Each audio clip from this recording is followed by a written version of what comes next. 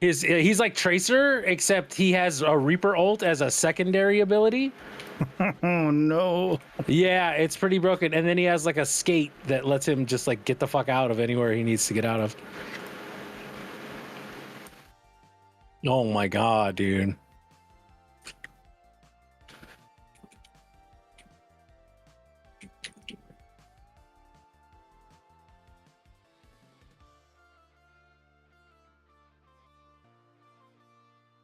Gotcha, bitch. No way. No way. I actually traded. I've never traded in this game. Holy shit. That's the first thing for everything, I guess. I just 1v1 to tank, like the best tank in the game. With Star-Lord. That's how much fucking damage he puts out. So they do the whole tank DPS healer thing in Marvel too. Yep. So yeah. It is very much. Yeah, Star-Lord is DPS. Oh, okay. Yep. I hear your fucking ult over there, Rocket. The whole like team synergy stuff or whatever, you know, like where if you have certain characters together on the team, you can you know, really start to. That's incredible. It is fun. Oh. Her ult hit me from that, bro. Scarlet Witch's ult needs to get reined in. Really? I saw some people using it the other day. It was not doing much, but you know. If you get touched by it, well, it's because people have learned to run. But I was like, oh, I'm clear. I was like 25 meters away, and she fucking one-shot me from full health. Oh, okay. What? So like, you know, there's definitely some imbalancing for certain characters, because like Magneto's ults, man, that thing sucks. Yeah. Iron Man's ult can just be shot out of the air. So. Yep, I've seen that. Who else was it? Peter Quill's Star-Lord's, man, that thing is powerful. Yeah, his ult is fucking ridiculous. Where'd you go, Venom? Oh, hey, dude, Head and Shoulders, dude. How's it going? Like me or a doppelganger? No, you. Okay. I mean, unless there's another guy in here literally called Stunning Lemon with a Santa hat and long flowing locks. Those sons of bitches are copying me. He probably spelled it with a number. Stop copying me. There we go. I'm a unique little don't go on the roof. Stop copying me. You know, Lemon, if you want. Here, Jeff. I'm here to clap those cheeks. Oh my god. It's a guy with a Santa hat. It's a lemon ganger. I need health. Fuck my life.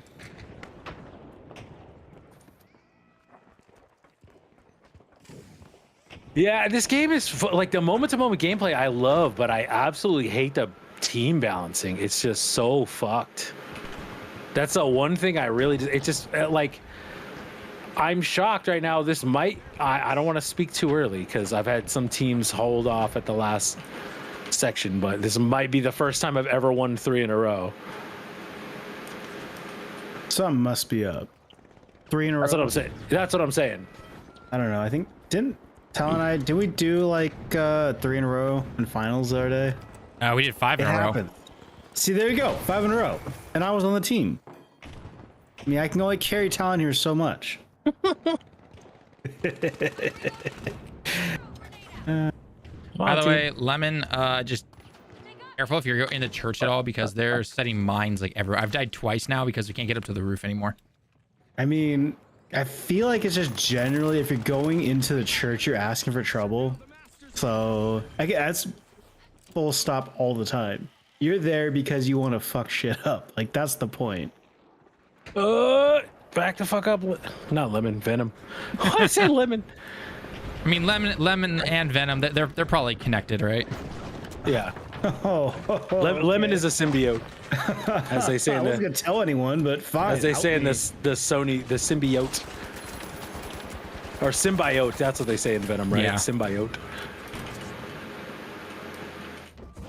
Come here, Black Panther. Oh, I gotcha, you fucker. Shit. This time I just ran right the fuck away. I heard that Scarlet Witch ult coming. Oh, it's just a Loki. They're up on the roof of the church, by the way, just so you know. So I keep getting caught up on the turrets. I keep trying to circle around them. I keep running into them. Yeah, they put a lot of turrets on top of the church, so little lower. Well, so the problem is that there's a big old E hold a pickup right where that turret's at. Like, come on, game. Gotcha, Put that shit on my bitch. face. Bobby actually getting another win? Maybe. I'm having a day, Talon. I got a job after 3 years of looking. It's like somebody's got a lottery ticket. I know. That's what I said when I got 3, what's it called, from the First Ascendant the other day. 3 of like the rarest material in the game in a row from one mission. I was like, I need to go buy a lotto ticket, man. Yeah, I got by a scratcher at the very minimum. Oh, not Storm's ult. Storm's ult's scary. Really? Storm's ult? I tried it out a few times. It did not do much damage. You gotta use it right. It's one of those like, fuck, no. The Soldier 76, fucking what's his name, Star-Lord. Oh wait, Star-Lord. I thought you were talking about the Punisher. No, his is just super strong weapons. Star-Lord's is actual aimbot. That's why Star-Lord's ult is so good. It's funny, nobody in Asian servers is using Star-Lord much. That's because they're probably using, I don't know, Spider-Man? No. Spider-Man's popular. I mean, yeah, some are use Spider-Man, but a lot are using Venom of all people. Oh yeah, he's brand new. Oh, I got stunned. Lemon, I'm coming to ow. Someone Jimmy. Oh, done. Oh god. Yell at the big boy here. Why is everything on fire again? He's shooting us from Yo, ow. the 4-piece. Oh my god. Get destroyed. No, I just got a fucking 4 kill streak, like with Star-Lord's ult. That shit's broken. I told you. I just went after the 2. Oh god. Oh, what the fuck? It's game over, motherfuckers. 3 in a row. Oh my god.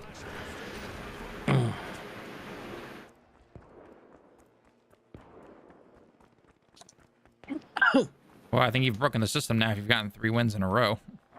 Seriously, I think I talked about it last time too. I was like, there is a weird thing with this game where like you don't get the wins and losses like the right way. You know what I mean? I get that, yeah. As in, like, there's teams that shouldn't be winning that are? No, it's just like games should be somewhat balanced. You know what I mean?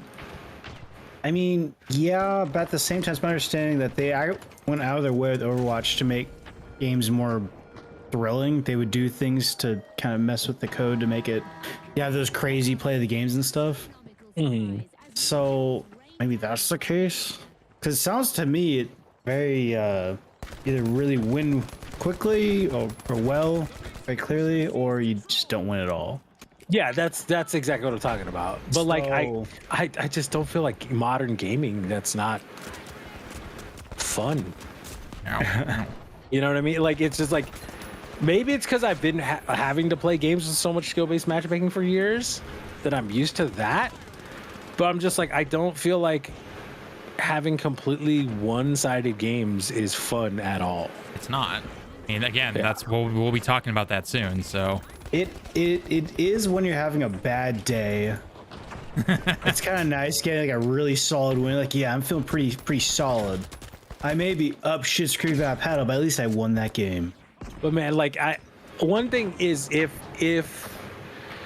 they end up changing it to where they go, okay, we're gonna put skill-based matchmaking. Because I was talking to Jester, to Will Talon, and he was like, yeah, I'm playing ranked and it feels very balanced. So I'm wondering if they have hardcore skill-based matchmaking there, and then they just go like, okay, and then casual. They have SBMM that's like completely just like, okay, we're gonna take people who won their last game and we're gonna put them on a team that's likely to lose. You know, because that's what it felt like, man. And that's why I'm like, because I'm sitting there and I'm sweating, but I'm like, yeah, this team, like, it feels like they're completely coordinated. They know exactly all the choke points, all that stuff, and they're communicating.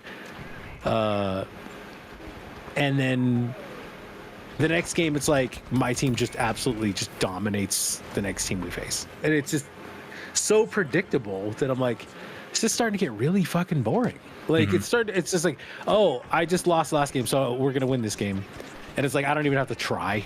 You just absolutely destroyed the other team.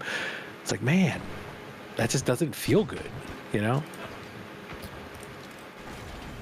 Well, I mean, I will say the one good thing about whatever, you know, where the game currently is right now, this is their second alpha/beta thing, and this game's not coming out till next year. So, Yeah, you know, they have a chance to really fix things. They have, God damn it, rocket launcher. Yeah, the only other thing I'm really worried about with this game is just like, what is your monetization gonna look like? Yep, because it's Disney. It's gonna be predatory. Well, it's Disney, Marvel, and it's NetEase, right? Yep. So yeah, like We lost? you know, Damn it. it's not as bad as Nexon. Nexon has some, like, First Descendant has some ludicrous microtransactions. Like the battle pass is $10. I'm fine with that, you know, because I think I was like level 45 out of 90 levels on it already. So I was like, okay, I'll just, you know, have no problem like paying for that. But if they, you know, if Marvel Rivals goes, well, you start with 8 heroes and you can buy the other heroes and they're $10 a piece. It's like, no. Like, under no circumstance. Like, sure, you don't necessarily need to play all heroes. Do I find myself playing, like, you know, Storm a ton? No. But sometimes it's like I want to change it up and I want to play Storm, or I want to play, you know, Magic and just try something different. Like, I didn't try Namor all of the last one. I just tried him earlier and I was like, man, he's actually really good. Like, I was just surprised, you know. So, like, if they do that, then that's gonna be a bad look. Like, yeah. I guess we'll find out. But it's interesting because, like, I think if you get through their current battle pass that they're doing in the beta right now, and you get to level 30, I think you unlock permanently that Venom color, the blue Venom color. yeah, that's what I'm playing for right now. I was gonna keep a PlayStation code, but then I looked at the Scarlet Spider suit, and it wasn't like Scarlet Spider. It was like Ultimate Scarlet Spider or some weird variant. Oh, is that like a PlayStation exclusive type of? Yeah, and thing? I was like, that looks awful. Like, I don't even want to play with that. So my I thought it was like my thought is Spider. that I'm not playing a shooter on sticks, so f that. Yeah, I don't mind a third Sounds like a person skill issue. Sounds like a skill issue. I will tell you, like, Concord on sticks, that the best feeling thing since Titanfall 2 on sticks for me. Titanfall 2. Titanfall 2 on sticks is I do not play shooters we never on played sticks. Titanfall 2 on sticks. We played always on PC. I love but Titanfall 2. I played Titanfall 2 single player on console. Oh well, I can't speak for single player, but okay. Oh, it was smooth. Oh yeah, I'm sure it was. I mean, there's a lot of great shooters out there that are clearly made for sticks, and it's obviously they're a lot better. And then you try to play it on PC, sometimes you're just like, why does this feel like shit? I'm still wondering what they're gonna do with Concord. Like, they cannot release that game in the States. I don't know what they're gonna do with Concord. But we've made so many freaking videos and shorts on that. I don't want to make any more. So I don't either. Like, I'm sitting here going like, man, this game is coming out in like 3 weeks. Yeah. Like right around the same time that Wukong, Black Myth Wukong is, which by the way, I'm covering that game like crazy, just so you know. That game's dead.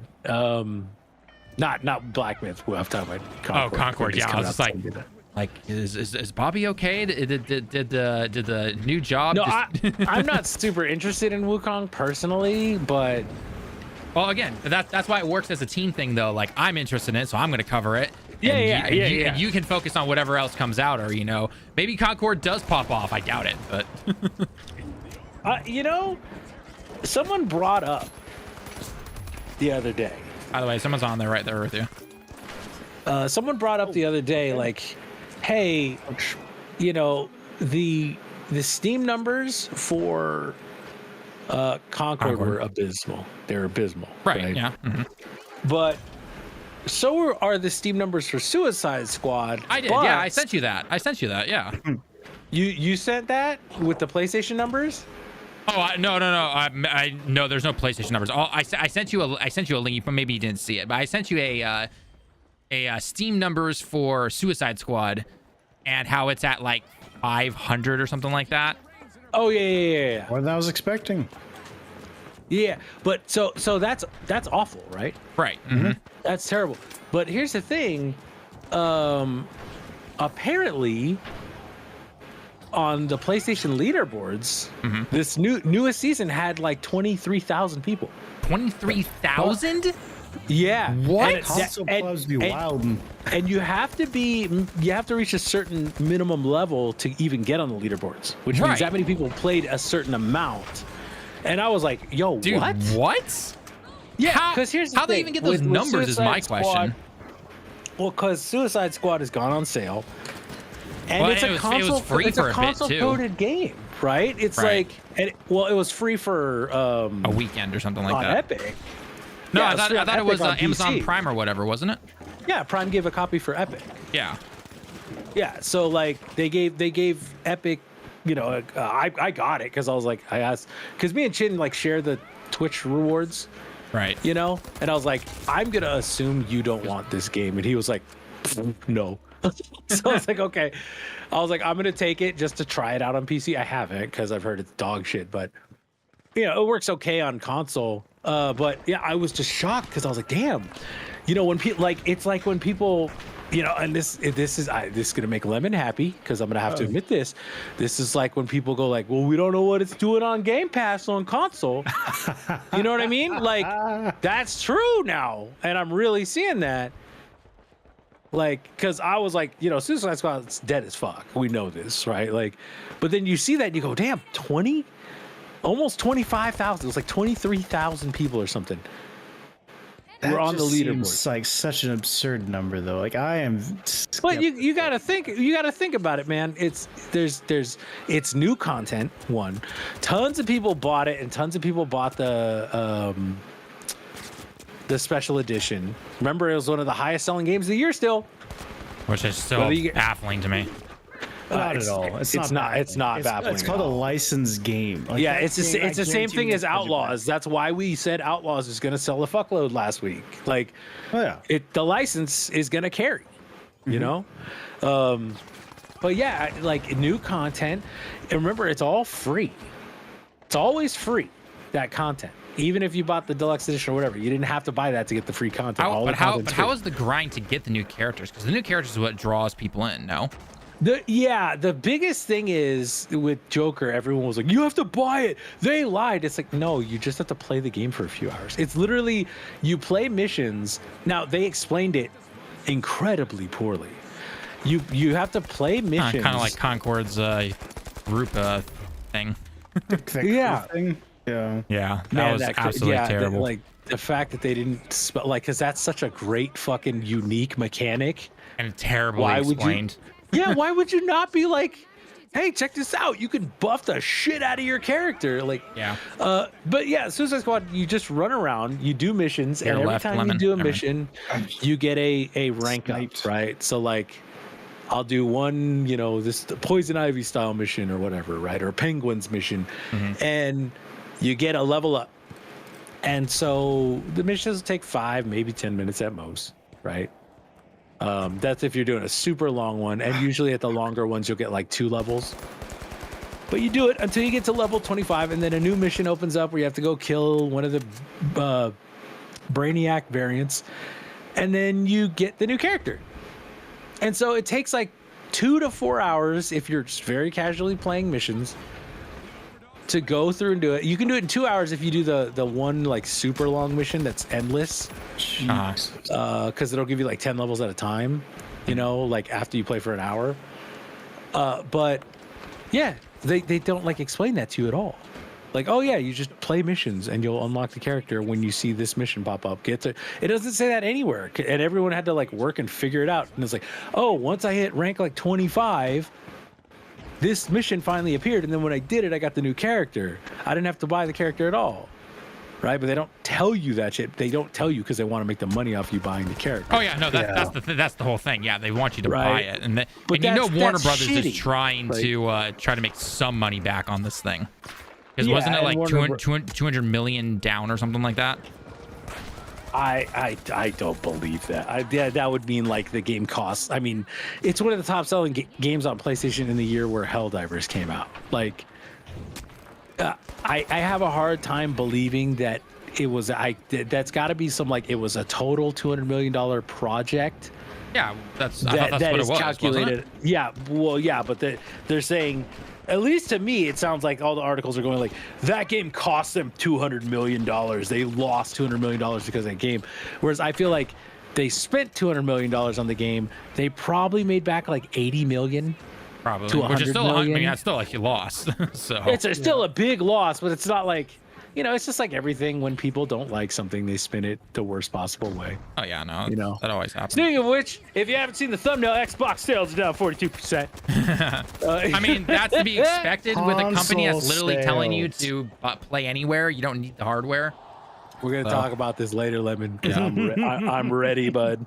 I was so proud of you a couple of streams ago, Lemon, because you were like, I just don't play my Xbox anymore. I don't. And I don't buy stopped Game turning Pass on. anymore. It might not even be even plugged in. Dude, anymore. we put the short out already, dude. The opening is literally Lemon going. They kept emailing me like twice a day. We really want you to come back. That was a great short. That's and I mean that's Great opening. They email me every time my thing lapses because like I buy the eBay copy or the CD keys copy, whichever one that I can find cheaper. eBay is cheaper now. Most of the time, it's like $6.79 to like $8.29 versus CD keys is like Holy crap! $9.29. There was a turret on the bottom of the platform. Yeah, I saw that. How does that happen? Well, you can attach that. You can attach a turret anywhere. You can stick it on the roofs of buildings. I do it all the time. Oh, I thought it was gravity based. Like, it would fall down if you break the building or something. Well, Like yeah, if you break the building, then it will fall down. But I you mean, can't like, it break the doesn't stick. platform. So. I didn't think it stuck, is what I'm saying. Oh damn, we got a sniper on our team. He's actually I thought good. it was like portal turrets, where it's super shaky. I'm about to buy the legendary Star-Lord skin Do it. because I play Star-Lord today. Peer Although the pressure. Doctor Strange one is great. Well, but they don't have an actual shop. It's all in-game currency right now. Yes, and I really hope that like cool. Like I know you want to make money. You know, I get it. Right.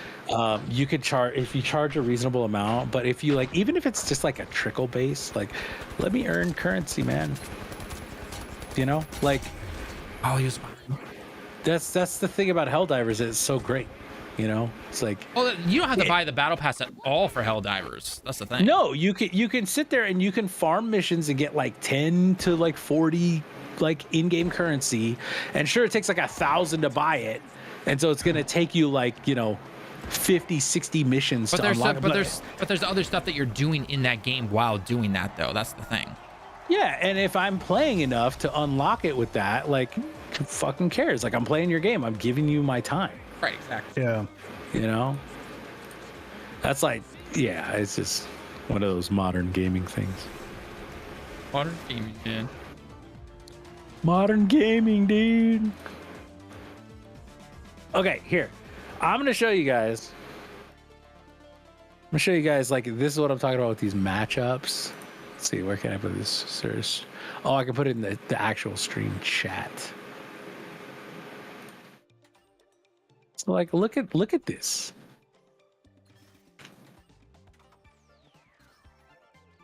Look at that team balancing.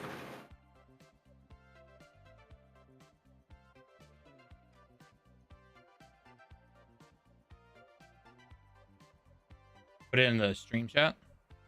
Yeah, whatever chat we're in, it's in the actual text chat. Oh, got it. Okay. You put it like in the YouTube stream chat. I'm like, what? No, it's in the Discord.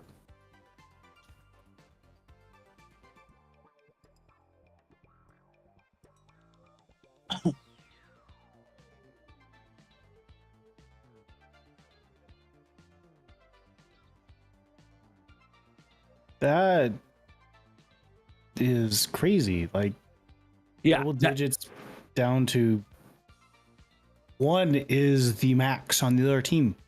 I'm guessing those are kills on the left there. yes, kills and then deaths and then assists. Jesus mio. Damn, dude. This is ridiculous. Yeah. So like that's what I'm talking about. That's every game. So either you're on the team that does that or you're on the team that gets that. That is like every single game. And that's why I'm like it just gets boring. Like it's not engaging. Oh no, steamrolling teams isn't fun. No, it's like look, if every once in a while you do it because you've been playing a ton and you just get matched up and you're like, man, I'm warm, I'm loose, I feel good, I'm going in with my favorite character, cool, and like I pop off, yeah, awesome. But like this, literally every other game, like is just like complete massacre, one side or the other. You're either just, bending over and kissing your ankles, or you're absolutely just destroying the other team. Yeah, but there's degenerates who enjoy that shit. Oh yeah, they're the ones who complain all the time online about skill-based matchmaking. So. Yeah, I also love how Call of Duty came out the other day. Oh, I know. Like, look, we talked about skill-based matchmaking, and we even did a test, and like everybody fucking hated it, and left games and stopped playing. And like we lost a ton of players. That was absolutely hilarious to me when I saw that. And I'll be real. Like when Destiny 1 changed to skill-based matchmaking, right? That was a big deal. That was back when I was playing with friends and we were all pretty good at the game. And so like we would just play and we would like not drop a game all night because there'd be 6 of us. We'd all you're like, popping off and all that. Yeah, so. You all play the game every day. You're all pretty good at it. And so, like, when there's no skill-based matchmaking, you're just every team. Like, we played Triple Wreck and his friends one time, and we won, Like, that's how, like, try-hardy we were. And so when they put skill-based matchmaking in, right, we're all like, man, this sucks. Like, because we can't just do that all. And now I'm like, dude, like, I want to play alone. Like I want to play by myself. I don't want to play the team where I'm talking and, like going like, oh, this guy's going over here. Blah, blah. It's like, I just want to play and shoot guns and like do that. And now I go, and now I'm also older, that was 10 years ago. So now I'm like, yeah, my viewpoint on that has changed. Like I absolutely see the skill-based matchmaking thing. Like, well, doesn't not the Descendant. No, whatever that Ubisoft game is. X-Defiant. That's what it is. They have skill-based match, or they don't have it, right? No, they don't. Yeah, and people are like, oh, well, this isn't going the way we thought it was. I mean, por qué no los dos? Like, why not have both skill, like a ranked ladder, and then unranked? Right? Because there's times I don't want to go ranked. I just want to go like Bobby said, like, I just want to shoot guns. I want to see shit blow up. I just don't want to think. Just mindlessly just dick around in the game. Other times, like, I want to just throw down against people who are roughly as similar skill as me. So why not have both? Right, and I think the thing is that in the background, the skill-based matchmaking, theoretically, it's supposed to be doing, so if you just want to kick back, relax, shoot some guns, that kind of stuff, it will be putting people at around your same level, but you could still get cash. Hit them. Good. It should be doing that, no problem. However, it's not necessarily the case. It seems to be that. Oh, hey, I got a kill. It seems to be that it's a lot more one-sided when there's no matchmaking stuff, essentially. What the hell? Don't forget you have your claw thing you can use, Lemon. Yeah, but I don't have any. I actually generally don't want people closer to me because if I do, the grenades hurt me too. So like I take damage from my own grenades. Just stupid. You know how it works in like every game? Yeah. Because otherwise everyone would be running grenade launchers. You just run up to them and just, hey guys, shoot at your feet and then I want to move. Yeah, pretty much. I mean, outside of Halo, I don't like friendly fire though. The only reason like friendly fire in Halo doesn't like have friendly fire unless you like do something very specific. What about Helldivers, Lemon? Come on now. I don't I think I played. I think there's all 4 hours on my Steam account for Helldivers. I bounced the fuck off that game. It was not my game. He's at like, all. not for me. Nope. Because you tried playing alone, probably.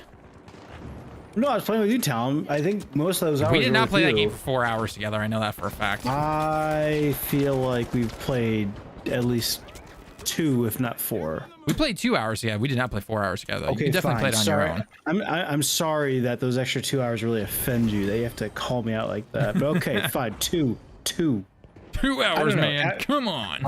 When I was hearing about that game, I just thought it was just kind of like almost like Earth Defense Force, just kind of crazy shit popping off, and it wasn't that. It was a lot more kind of Ghost Recon-y, if for lack of a better phrase, which I don't really. I like my arcadey, casual arena shooter kind of games. Battlefield's about as close as I get to quote unquote serious games. You think Helldivers is serious? Really? I think I have to actually think about, like, I have to be cognizant of my reloads. Oh yeah, have the to be reload thing. cognizant You of- hated that. I remember that. I am a Oh yeah, that you have to. Did you have to manually reload? No, And you waste ammo? Like if you reload, Yeah, you waste lose ammo. the ammo that you Yeah. if you don't which use is it. realistic. Again, Ghost Recon. Like it reminds me of like Ghost Recon Advanced Warfighter, that 360 game. And everyone's like, "Oh my god, this game's so cool! It's like it's the next Halo. It's so awesome!" And I bought it, and I'm like, I'm not having fun. I'm straight up not having a good time. I'm Speaking losing of ammo. 360 games, All right. 360 shop is gone. How do you feel about that, Lim? So my thing is this. It's my understanding that the 360 shop is gone for just the 360, and by that I mean if Yes. the game is big enough, it's already has an entry on the current Xbone and Series consoles stores. Yes. So I don't see it as a big deal, and it really kind of annoys me a little bit when there's like, why aren't Xbox people flipping out like the Sony people flipped out when Sony threatened it? Well, it's like those are two different things. I can't play a lot of PS3 games on any other console outside of emulation. I mean, what I called the last stream, mimicry software. Yeah, mimicry software. Like, so yeah, I don't think it's a big deal, just because you can play a lot of those games on other means. I am concerned, and this is just for everything, not just for Microsoft and Xbox, of all those games that got left behind, things that aren't brought forward to modern consoles, that didn't get PC ports. If they did, they're not on Steam, or they don't run on modern OSs, that kind of stuff. Like I know a good example, like the Transformers Rise of the War for Cybertron. War for Cybertron? Yeah, you can't buy that. I'm gonna look this up after this. I swear to God, I heard that they put it out on GOG or something. I'm like, what? I swear to God, it was a big deal like last week. So I'm gonna look it up after GOG? this. Well, yeah, okay. GOG. I think GOG is the place that had Spec Ops last too, right? Yeah, I think so. They were like the last ones to sell Spec Ops Oh online. man, that was such a game. Oh my God. You know how to have it? I love that game. Such a good game. Well, I'm asking, do you have it? Or No, I don't have it. I actually don't. So I don't have any means of playing it. I have it. I had it on PS. Should have had it on 360, man. I mean, that's the game you only need to play once. After that, it's like that one scene at the end. I'm like, oh, okay. All this time in Marvel Rivals is making me yearn for the days of the Avengers game. Whoa. Okay. You guys something. laugh. You guys laugh. Do you want to know how much time I have on it on Steam? You guys saying 300 plus hours? No, I was gonna 100, sit there and- 135. Okay. That's still a good amount. Still a good Well, amount. I have about 280 on PS5. So That's a lot. It still reminds me of that Starfield little short that we had where Lemon's like 40 hours. Damn, you did give it a chance. no, I'm weird. Like me and Chin played like 250 hours of Anthem. Whoa! Oh my God! Like I don't know if Chin played that. I did. I played a fuckload of Anthem. There was like 3 missions in that game. Like, and I still just like Suicide Squad. Yeah, because well, the thing is like I'm fine with that because my whole thing is like I just want a looter. I just want to see number go up. Bobby Like, is simple. Bobby is simple gamer. Number go up. Me like big Seriously. number. Yeah, like no, big number good. I like those games. yeah, first send it. Like I'm just like, oh, this is number go up. Cool. And like I just started playing it like last week, and I already over the last 2 weeks have like 35 hours. You know. Although to be fair, the other day I left it on for like 12 hours and went and did shit like 3 or 4 times. Where I was gone Lemon, for, like, what an happened hour. with you? Was it Starfield or was it this game? No, it was this. It was this game. Yeah, That's why I have 175 hours. Yeah. I have not played this game for 175 hours. I left the launcher on for a day or 2, or maybe even a week.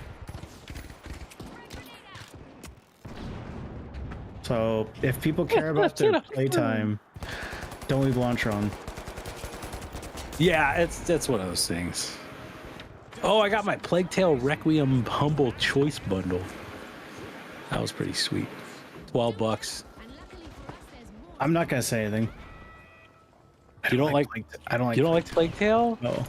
I don't like stealth games though. You just don't like games, man. I actually hate video games. I'm just here because I'm chummy with Talon. I actually am like livid right now just how much I hate playing video games. I can hear it in your voice. I can just hear it in your voice. You know what does? What is very frustrating is like I'm so over just, you know, we talked about, we had that short. Like I'm so over people just going like gaming just sucks. Like No, go play Baldur's Gate. Yeah, the and games shut you the play fuck suck. up. Like Anyone who says gaming's dead or or not innovating or original anymore or anything like that, because you're probably just playing the same sports or Call of Duty game over and over again. I only play Call of Duty, Rocket League, and Fortnite. Gaming is fucking dead. Yeah. It's like, dude, Like a Dragon, fucking Rebirth. So good. Like Plague Tale Requiem was great last year. Baldur's Gate 3, Tears of the Kingdom. Like heck, even smaller games like Prince of Persia: The Lost Crown or something like that. Or like Prince of Persia, dude, Planet of Lana. Yeah. Fucking rules. That was one of my favorite things last year. Tunic came out in 2022. That game's amazing. Yeah. Like the problem is people not expanding their horizons, or if they do quote unquote do that, they just want everything free on a Game Pass type of subscription thing. They will never go out and buy anything. Yeah, that's the other thing is, man, Microsoft really just tried to devalue the entire industry as like a Hail Mary fuck you to Sony. Oh, they did. They absolutely did. And it backfired because here's the thing is like, you know, Lemon, I don't know, Lemon is like a Neapolitan guy, you know, but me and Talon are like PC, Switch, PlayStation. That's all you need. That's all you need. Technically, you don't even need PlayStation if you are willing to wait. If you're okay to wait 4 years for Ghost of Tsushima. Yeah, I'm sorry, I'm not waiting 4 years for and like that's the thing, shit, you know.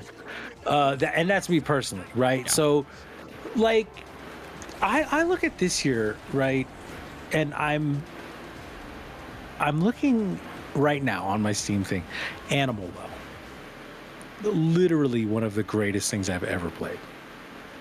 And it's so simple. It's like less than like your name in my phone, Talon. Like if the game is like 30 megs or something. It's really small. And it's just so good. Like it's so good that I can't believe that I got to play it. Like it's just fantastic. And you know, that's why I like these live service games. And I know we're all talking about playing them right now. You know, I was just playing Marvel Rivals, and then might play First Descendant. But like, if you're only playing live services, man, that's just so unfortunate for you. Because I was on my honeymoon this past week, as you guys already know. But for anyone who potentially sees this later on, I was on my honeymoon. Okay, and I always bring my Switch wherever I go. You know, mostly for the plane ride. You know, flying over. It was a 6-hour flight to where we were going. So I can only watch a movie for a little bit of time, and then I want to play some games. I need my fingers moving or something like that. But there was one day during our trip, and luckily it was only one day, where it was just downpouring rain. Couldn't go outside really, you know, like thunder and lightning, the whole 9 yards, right? So it's like, okay, so perfect. We're at a resort for the honeymoon, so we're just gonna kick back and relax. Perfect excuse to do that, right?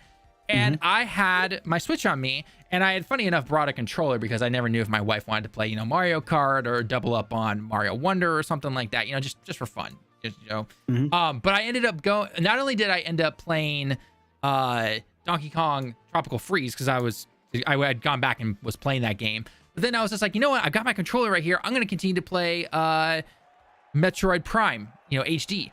And everything like that. Just kicking back and having fun. I'm just like, so good. I know it's such a great game, and I'm just like, God, people like expand your horizons. Like, okay, and this is not going to the people who have full-time job, a kid, after school activities they help out with.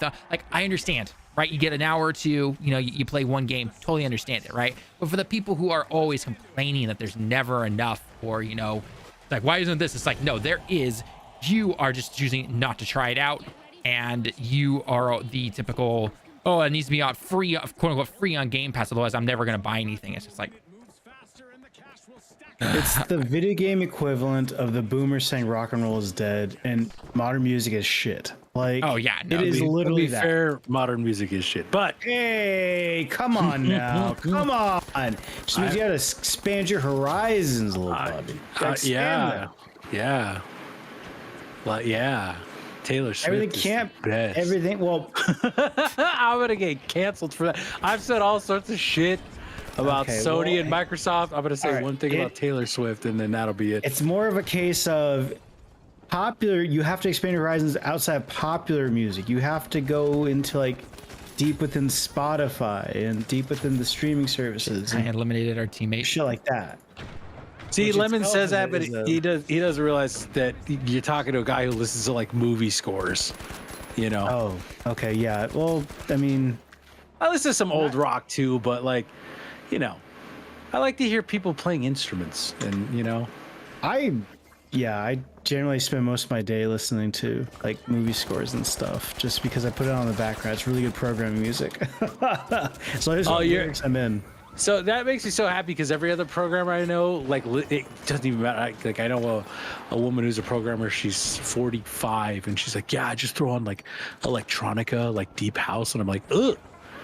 I've been like on a vaporwave thing for a while, but it gets boring after a while, and I just go back to what I call my mellow playlist, which is video game soundtracks and movies. I don't have a huge amount of symphonic. I have a couple of Beethoven tracks in there. I should have some Chopin though.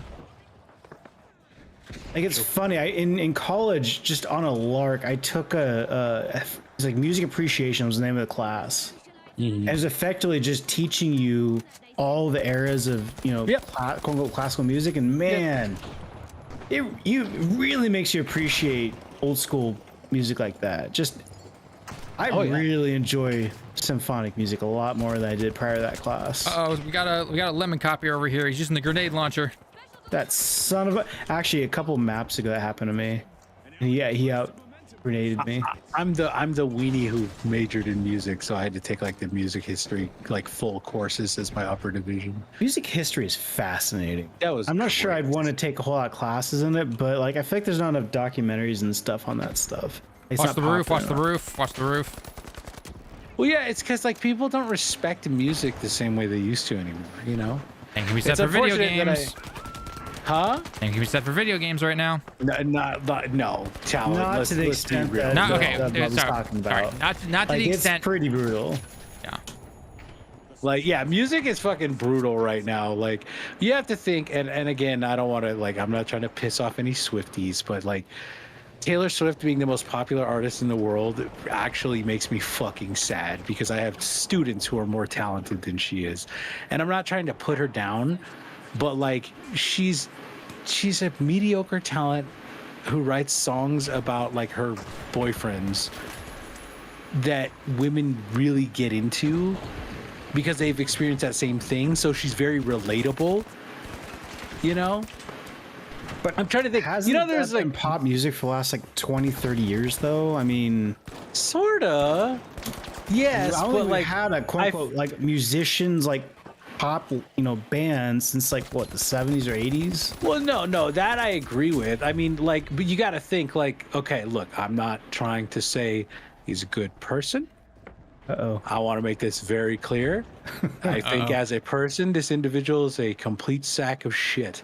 But R. Kelly is a very talented musician, right? Okay. Right? But not like horrible human being. Deserves to be in jail. Put him under the jail. I'm cool with that too, because not cool what he did at all. But as a musician, very talented. That was like 20 years ago. Michael Jackson, a lot of allegations, wild stuff, rumored to be happening. Extremely talented musician, right? But like, I feel like now that's just gone. It's just like, what packaged thing can you just throw out? Someone who can like kind of play and put a song together. Like, let's get them out. Let's market them. That's what we're doing. We're marketing them. I think the argument can be made though that due to the internet, because the internet's the source of all our problems and societal woes. That's actually true. We, at least in my mind, have found that music is incredibly scattered now.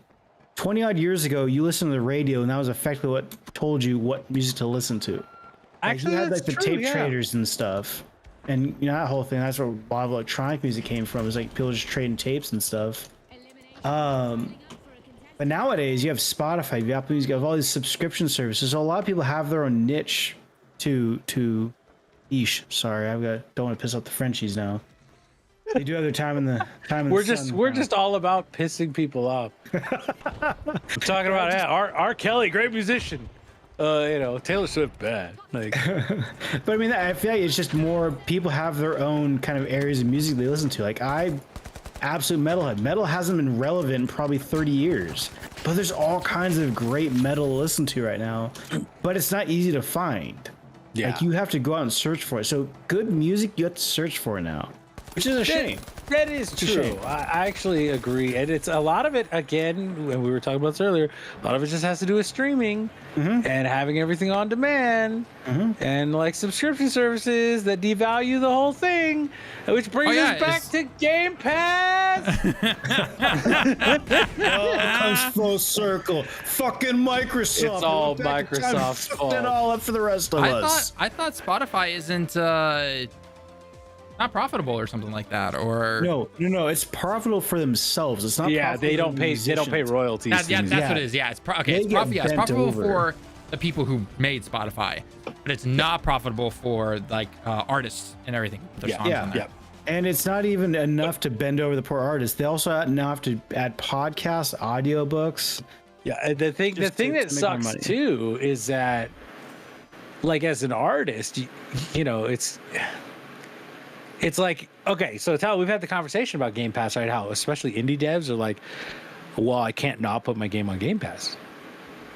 Although that's changing itself too, though. So yeah, if it's going to Xbox, I have to put it on Game Pass because no one's gonna buy it. No one's gonna. I'm not getting. They're not gonna buy it because they don't want to buy anything. They want to play it on Game Pass.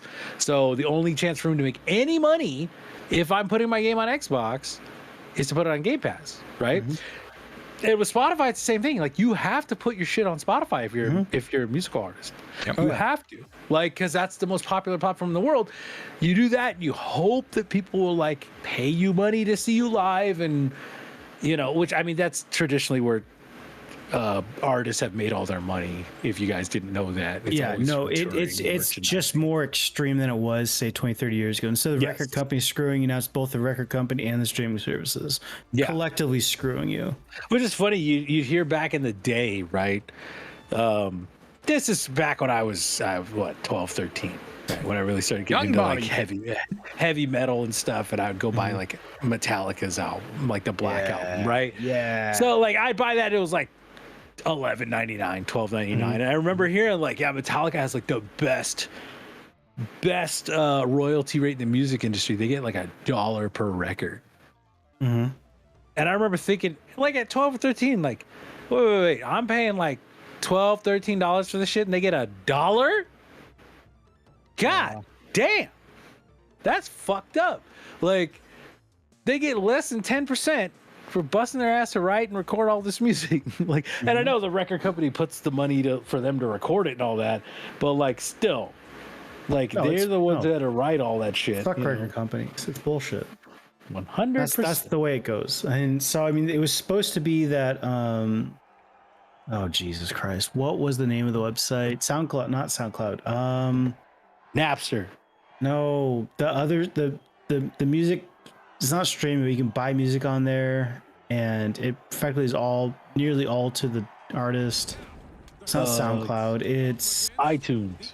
No. Oh my God! It was bought out by, I think it was Epic, and they absolutely fucked it up. Oh, I know what you're talking about. Oh my God, that's a great it's the one where site. you could like independent artists could upload. Yeah, exactly. So that was supposed to be. Wasn't it SoundCloud? No, SoundCloud was the one that you just drop like X amount of clips. Like a lot of like the SoundCloud rappers and stuff came from there. Hence the name. It wasn't there because SoundCloud was that one. There's another one. SoundCloud is like you put mixtapes on. This one was actually for dropping albums, EPs, and stuff. It's gonna drive me the fuck. Bandcamp. Was it Bandcamp? Thank you. Yes. I had to look it up. Bandcamp should have been.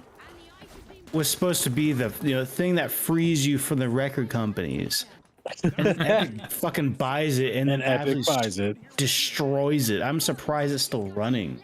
Well, it was like, you're the chosen one. That's literally what it was. And I say that as I probably have. I haven't bought a huge amount of stuff on there. Mostly just like I said, vaporwave and stuff.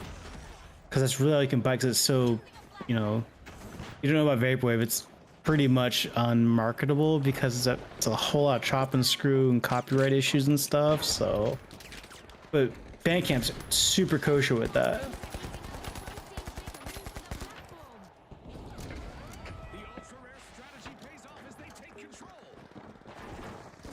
I am mostly concerned about just this whole industry being fucked these last 2-3 years. So many people losing jobs. It's unfortunate. I mean, yeah. From a job standpoint, hold it in just a little longer, Bobby. After this match, we're going into the topics, okay? Okay. All right, I was about to go on a diatribe. Okay, I'll hold in. Hold it into yourself, yep. All right. Anyway, so yeah. How you guys? Bandcamp, guys. Sorry, everybody, that Rivals was on the thumbnail. We'll talk shit about Rivals, though, I guess. Marvel Rivals Beta has been well received. Oh, I actually have a shout out for a game people should check out. So I started playing Megata Musashi W, which is so you remember the developer Level 5? They did Ni no Kuni, Dark Cloud from the PS2 era. God, Ni no Kuni's great. Under You Lemon right there. She's coming up on the platform now. So they made this like pretty much like a good giant robot Gundam kind of game. It's super good. Came out this year. No one's talking about it. It's pretty fun. I'd buy it on discount, but it's a solid game. Regrettably no physical though. I'm playing it now. I am so upset because, I told you guys earlier, I was like, I'm gonna treat myself. Deadpool. I bought how was soda the at the movie? movies. How was it? It was so much fucking fun. I want to watch it. I highly recommend. It's so much fun. Like, you got people out there going like, it's boring, but it's fucking Deadpool. It's supposed to be stupid. No, I've seen some of these reviews about how it's like the story wasn't deep or anything like that. I'm like, deep. It's Deadpool. Fucking movie. How have you not realized it's not deep? It's fucking Deadpool. Tell me you haven't seen the first 2 Deadpool movies or read the comics without telling me you've seen haven't seen the last 2 movies. Exactly. Drop that meme and that's perfect. But I looked at that and I was like, okay, like, let me do that. Like, I'm gonna splurge, spend a little bit of money, and then like as I'm getting out of the movie, I see a thing that's like, oh, the Final Fantasy Pixel Collection is on sale. And I'm like, God damn it, I want to buy that. I want the Pixel Collection, but I really just want the Super Nintendo ones. Yeah, I mean, that's what the Pixel Collection. Oh, well, I guess there's the Nintendo ones. Well, because when it came out, like you could only buy the physical version of it, like on like PlayAsia and stuff. Yeah, like, I want a physical of it, but I don't want to drop like 80 bones on it. Like I want it. It's a little extreme. Oh, you want the Switch one? Yeah. Oh, okay. Behind you, Lemon. Yeah, I was gonna buy it for. individually. I was gonna buy it for Steam. You know, for the Steam Deck. How much was it for Steam? I think it's like instead of like 80 or whatever, it's like 60. Okay, that still just seems extreme for a bunch of old games. Like I don't know, maybe I'm just cheap. No, I can understand it because that's me too. I'm like, man, I wish it would drop to like 45. 45, you got me. Yeah, 45 is easy. a good price for it. 45, you got me easy. I go okay. Like 45, I'm go because you know why? Because I just bought the Kingdom Hearts like Steam for like 40. And those games are much newer than. Yeah, they're much newer. They require much more work. There's like 5 games on that 1 and 2 remix thing, and then the 3 is just like 3 in the DLC. You know. My only issue with that is just that I have those games. I bought them each like $10 on PlayStation. Unless you really want a Steam Deck, I would like just buy it on PlayStation. You'll save like half the price. No, that's. I mean, I already have them on PlayStation. Oh, then you just want to see. Oh, gotcha. I literally wanted it on Steam Deck because Yep. since they announced it for Epic, I was like, man, I want that. And then I was like, oh, you could play it on. Maybe I could get it and play it on Steam Deck. And then they were like, oh, it's actually just such a pain in the ass to run it on from Epic. And then they announced it for Steam, and they're like, yeah, it's Steam Deck verified. And I was like, okay, I'm buying it. Well, if you had Epic Epic must have really thrown some money Square's way to get it for that long. Oh yeah.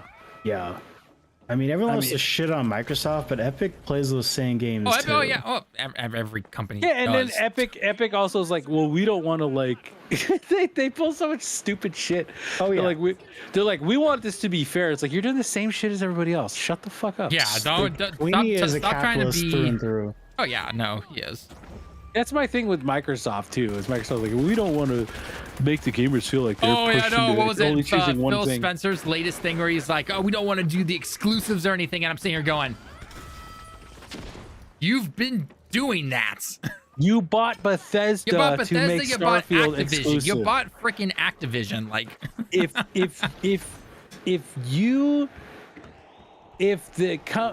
you knew there was any chance that you could get away with going, we're making Call of Duty exclusive, and not everybody not like immediately going, no, you're not gonna just do that. Like you can't just do that. They would have done it. They would have, yeah. They if they thought they could get away with it, they would have done it, and then everyone would be like, no, we're not allowing this because that's clearly just using. Well, that's why the FTC is still trying to. Ow, double knife, guys. FTC is still trying to fight this right now. And the FTC was absolutely right because they 100% did everything they said they weren't going to do. The only problem with the FTC is how they handled it. Like, I can tell you right now, like, a lot of us online are not lawyers, but there are so many talking points that we're like, why aren't you bringing this up? Why are you bringing up this? Like, it was just... I'm gonna point out right now. You're talking about a group of people who are the median age is probably 50s or 60s. Oh, I know. They don't understand any of this. No, they don't. Technology is absolutely beyond them. Oh, it is. And yes. Microsoft, Apple, all of them know this. Yeah. And are playing that game. Oh, yeah, I know. I'm going to use the restroom before you guys finish and then get some water and check on the cat and all that. So, all right. Yeah, I'll be back in just a few. Capitan. It's quiet. Too quiet. A little too quiet, yeah. Platform, go faster.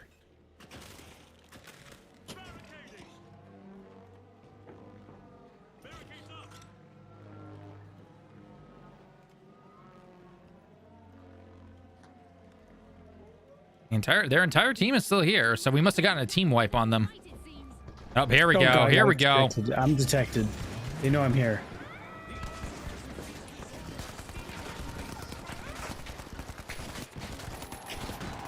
Jesus, they're all here. Yep, their entire team is here. Found them. Bastards. Oh, you're being revived right now. Yep. Oh, I was. Yeah, we had a grenade launcher, dude. Ah! Crap, sword lady came through. Oh, we got the thing pretty far, though.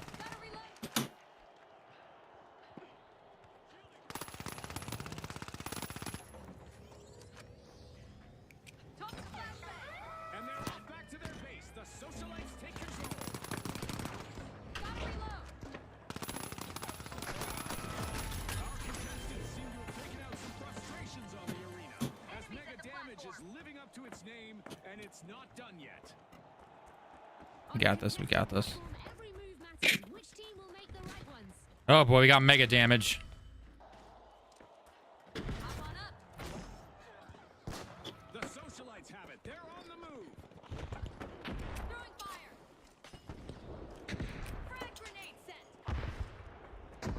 Throwing a frag. 30 seconds to go, folks. Can anyone pull Oh, over? I hit something. Was there like someone on the platform? Looked like it, yeah. Well, there is now.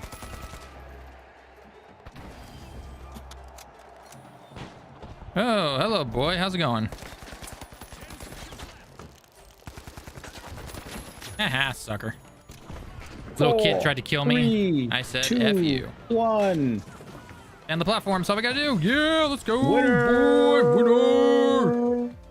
An incredible match concludes with the Ultra Rares as the victors. And with that, we'll see you next time at the finals. Because their long, luscious hair, wasn't it? Carry the team.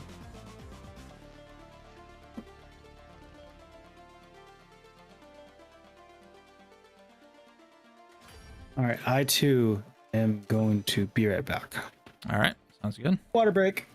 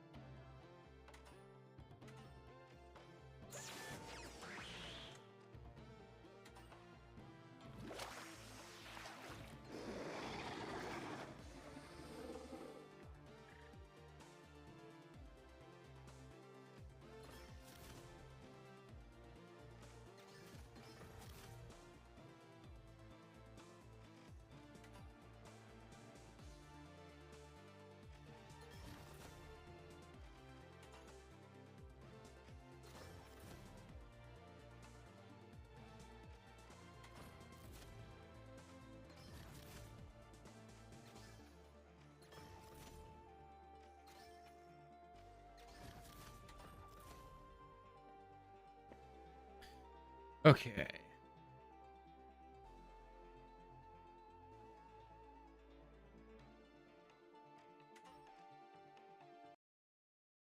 Okay, so let's get our topics ready, ladies and gents, because we got a lot to talk about.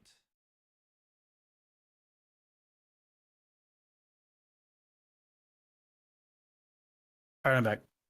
All right, I just exited the game. I'm getting the links up and everything. Yeah, this game is absolutely warming my room up. It's here's way too hot for the summer. First world problems, am I right? Yep.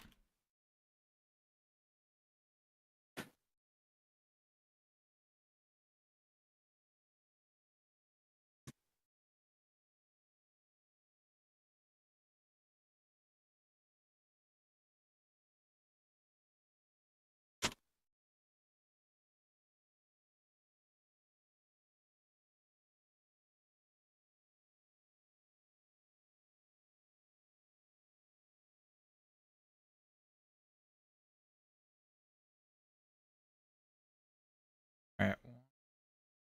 All right, so we're gonna go with the Bungie. Do you need links at all sent to you? In fact, actually, you know what? I'll post it in the chat just to let you see what I'm pulling from. Same chat as Bobby posted that picture. Oh, no, it's just slightly. Oh, that's the actual Bungie link. Yeah, like it's actually from the big CEO dude himself. Everyone's still calling him out I feel for. so bad that I had to fire all these people so I could keep my CUDA. I need my car, man. And then here's the Jason Schreier post. He mostly references the Bungie thing that I posted already, but you know, it's always good to reference them. So. All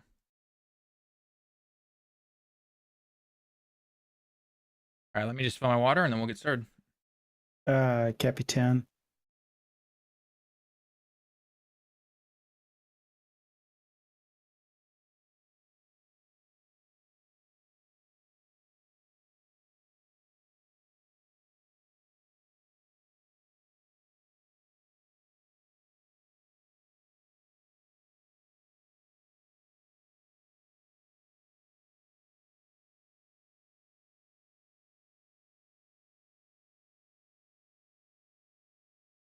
Studio.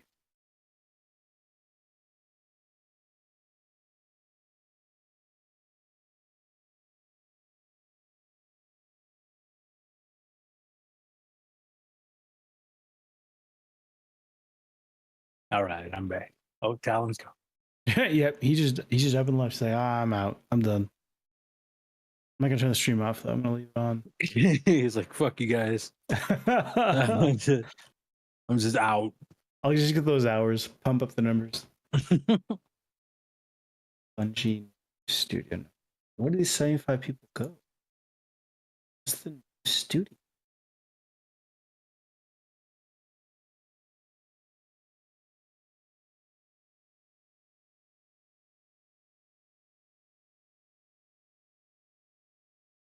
I will say though, it's crazy seeing that. It's like, oh yeah, let go 220 people. That's only 17% of the studio. Bungie's massive. They are, but I mean, they were crap. supposed to have 3 IPs going by now. Yeah, no, Valorant they should have been, but I just always think of Bungie as the small Halo making studio. And No, they that's- haven't been that. has been a not been long that time. for decades at this point. Yeah, but I mean, think Destiny released in 2014. I remember when it was announced, no one knew what to do with their hands, so they just stand there awkwardly announcing the game. All right, is Bobby back or is it still you, Lemon? Yep. Hello. Oh, he is. Okay. All right. Bobby, I posted the big Bungie link that I'll be referencing mostly, along with Jason Schreier's little post. So we can go into that. Good to go. That's what I should check real quick. I'm always paranoid that this thing's not going to go through on the streaming PC and everything like that. And in a second. Downloading the Visions of Mana demo. Ooh, Oh, good. I gotta try that out. Yeah, I want to try that out. Yeah. Yeah. Stellan, this is like what you should be doing on these streams, man. Like if there's a cool demo out, play that I shit. didn't even know the demo was out. Yeah, the demo came out a couple days ago. And You then live there's in also- Japan. I was on my honeymoon. You don't have a honeymoon. Yeah, Lies? no, the pictures of my wife and I. Yeah, no, totally. That's just fake Yeah, news, right? They could fake the moon landing. They could fake the honeymoon photos, Talon. Love it. Yeah, technology's come a long way. That's right. Photoshop. I mean, I could Photoshop my head onto Chris Hemsworth's body. I don't know how to match skin tones yet, but I can learn it. Damn it! I can learn. God damn it! There's also a Rise of the Ronin demo too. I did see Oh, that. yeah. Yeah, I gotta gotta try try that. The thing is, I don't know if it's actually a demo or if it's just like a It's the perk. first. of It's the PlayStation first Plus, level, though. I think, or something like that you can try out. I gotta play Remnant because I never played that first DLC, and I think their second DLC came out, and then they're gonna do their third one pretty soon. Hit the I recordings gotta button. play Remnant. Recordings are going. Don't play it yet. All right. Just either Renegade or James, whoever ends up editing these, just know that I got the ground loop isolators that James recommended to me because there's apparently some static stuff being picked up because this is obviously being recorded on the streaming PC and all the audio is coming from the game PC and yada yada type of stuff.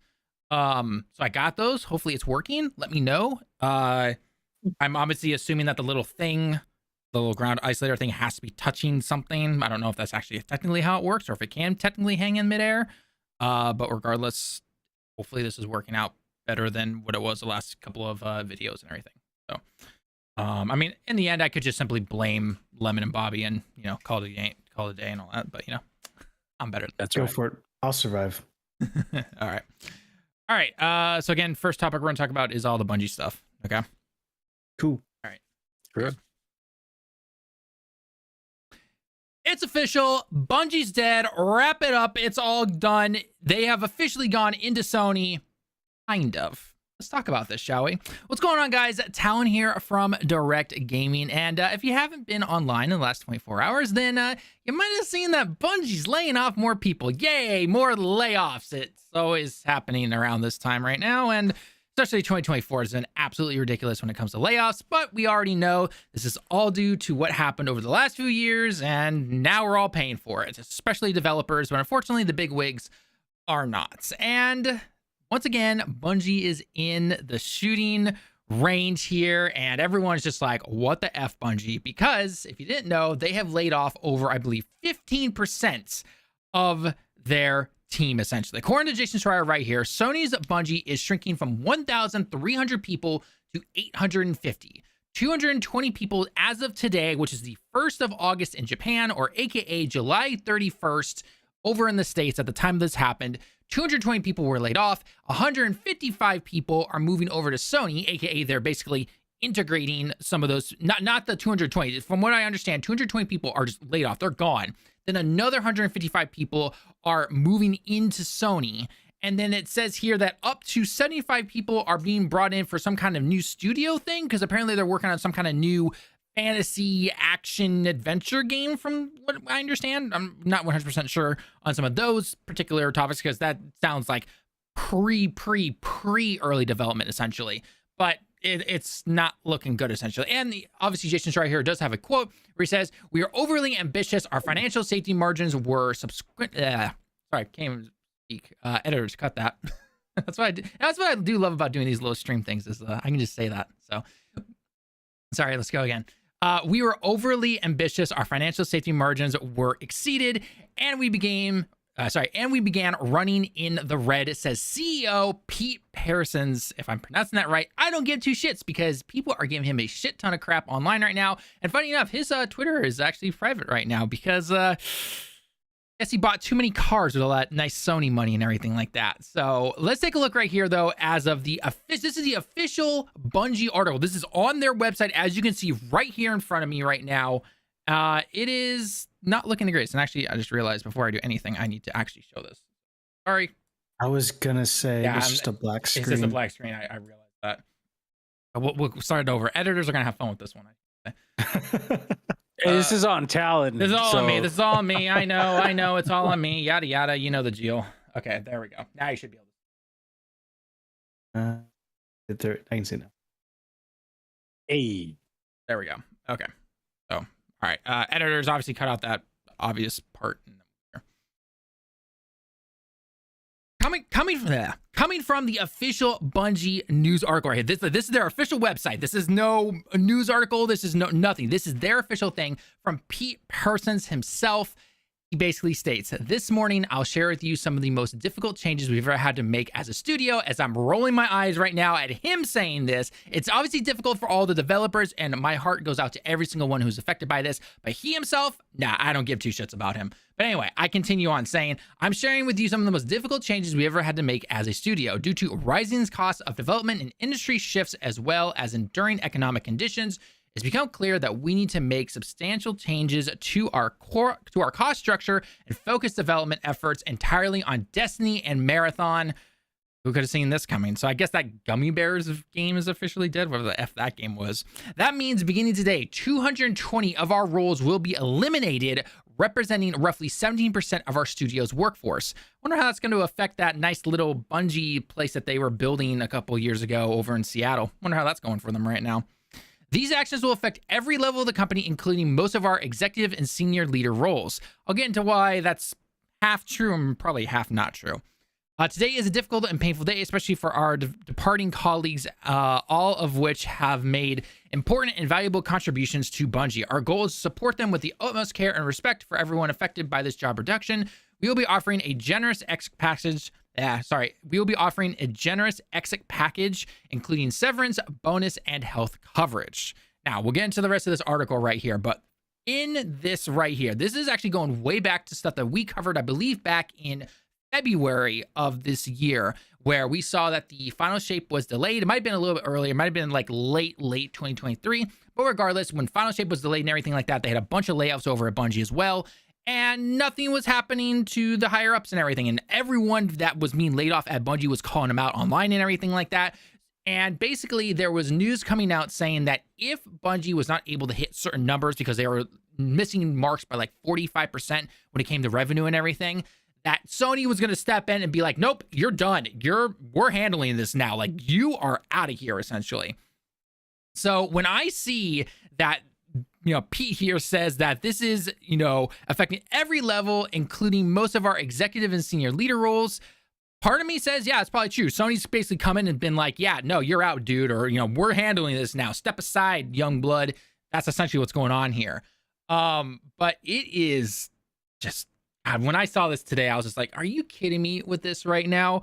And I mean, we've been seeing tweets all day about ex-employees now and everything. I mean, this one kind of broke my heart, essentially. There is someone named Kelly Bean here. Shout out to her. Try to show as much support as we can for developers and everything. But she says, I've been impacted by the layoffs announcing this morning. It's been a privilege working for everyone at Bungie for the almost 5 years. But it's just really bad timing because my maternity leave was supposed to start next Monday and I got laid off today. Like, I'm not, this is, by the way, none of her fault or anything like this, but I bet this was absolutely planned because she was probably going on maternity leave. I would not be surprised if that's the reason that she was one of the layoffs. Obviously, a lot of people lost their jobs, and I'm not trying to say that that's the only reason, but I would not be surprised if that was definitely part of it right there. That is, God, that's absolutely terrible to basically have a job for a long time there, doing really well. You're about to go on maternity leave, and then you get laid off because Bungie basically, from what I can understand, fudged numbers when Sony tried to acquire them and everything like that, which I'm going to get into a little bit because I think a lot of it has to deal with how Jim Ryan handled anything. But joining me today, as always, is Little Bobby, and our guest, as always, Lemon. I want to know your guys' thoughts on this. Bobby, I know you've had some pent-up rage with this, especially with this announcing today. What are your personal thoughts on this? Yeah, I just think that this shit is ridiculous. But like Bungie, we've talked about Bungie a lot because we're me and Talon are huge Destiny fans, and I know Lemon used to play Destiny, but like me and Talon still play Destiny pretty actively. I mean, I'm a little more in and out than I used to be, but I'm definitely more in like and out I love now. that. Yeah, I love the franchise. It's one of my favorite game franchises of all time. Like I would say it's up there with like Mario and Zelda as one of my favorite franchises of games, and like Halo, another Bungie one, as one of my favorite franchises of games of all time.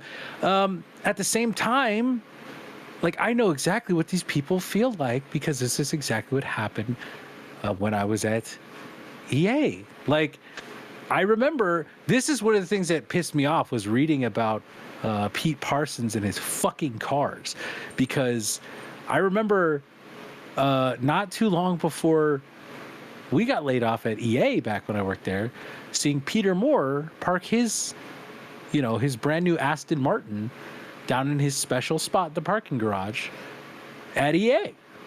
Like he had like a brand new Aston Martin, a couple $100,000 for that car, just chilling in the parking garage. And then, like 2 weeks later, we lose our jobs. So I literally know exactly how these people feel. It's horrible. And for me, I never went back into games, maybe, but I mean, now I don't want to. Why would I want to now? Why would anybody want to be in games now? Bungie just had, we said it before, it's been completely mismanaged. The C-suite, in my opinion, needs to just be completely Gutted. It'd be like, if the person I think who said that Herman Hulst is now in charge of Bungie, I think it was Jeff Grubb said it, and Jeff Grubb tends to know what he's talking about. I give him like 85%, on his accuracy. Very, very, respectable in what he says. And he just said, yeah, Herman Hulst is in charge of Bungie now. And, I assume that's why they folded people into SIE, yep, and why, they took off people who were, who had that dormant IP and spun them off into their own little new studio to make it happen.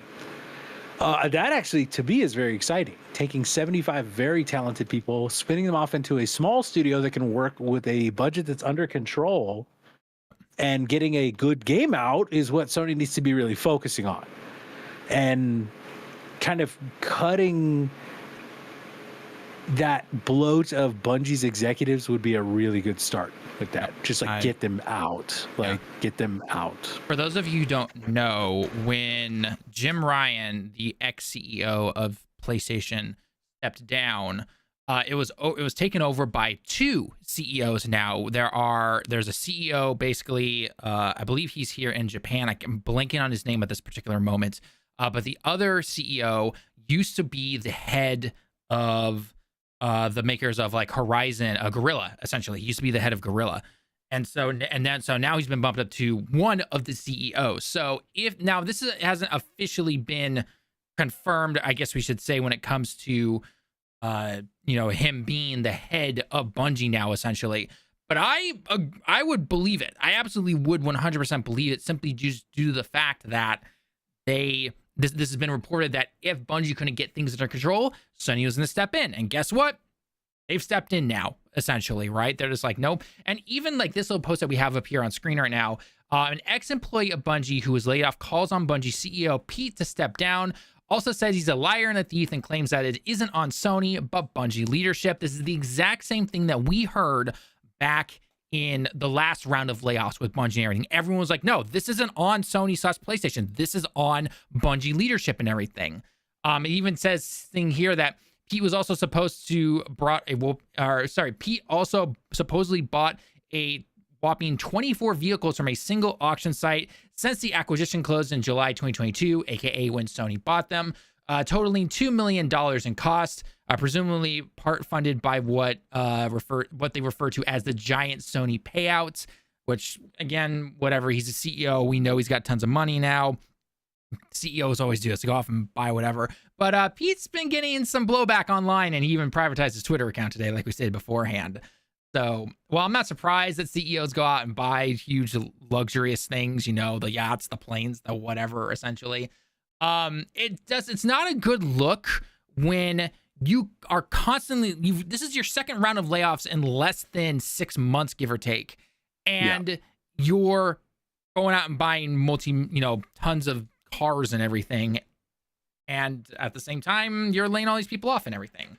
Now, not to be fair, but to, I guess, understand how some of this stuff works. So, however, though, when corporate stuff happens and people are bought out and stocks and shares and all that stuff, technically, a lot of this stuff, like, they don't actually have the cash on hand. Just simply say, yeah, cut this CEO's pay, and then you can just keep everyone else.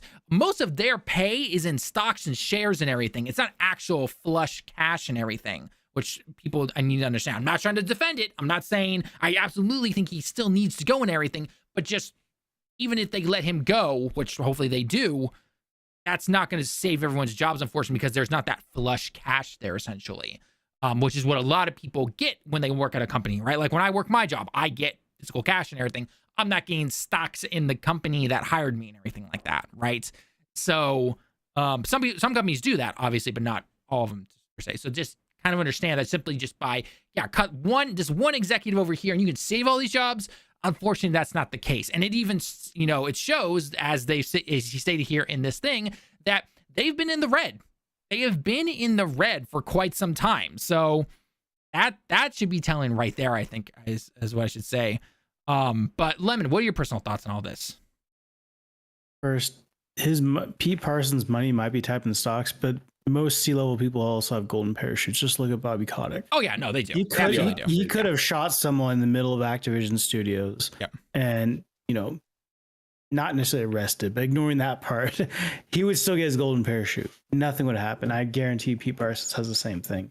I don't know. This seems like business as usual to me. I think that Herman Hulst coming into this screams that Sony's finally kind of cracking the whip, but I think this is also on Sony and their leadership at the time when they bought Bungie. Like, I feel like this was kind of an open secret, like that Bungie was kind of burning cash and just kind of not well run.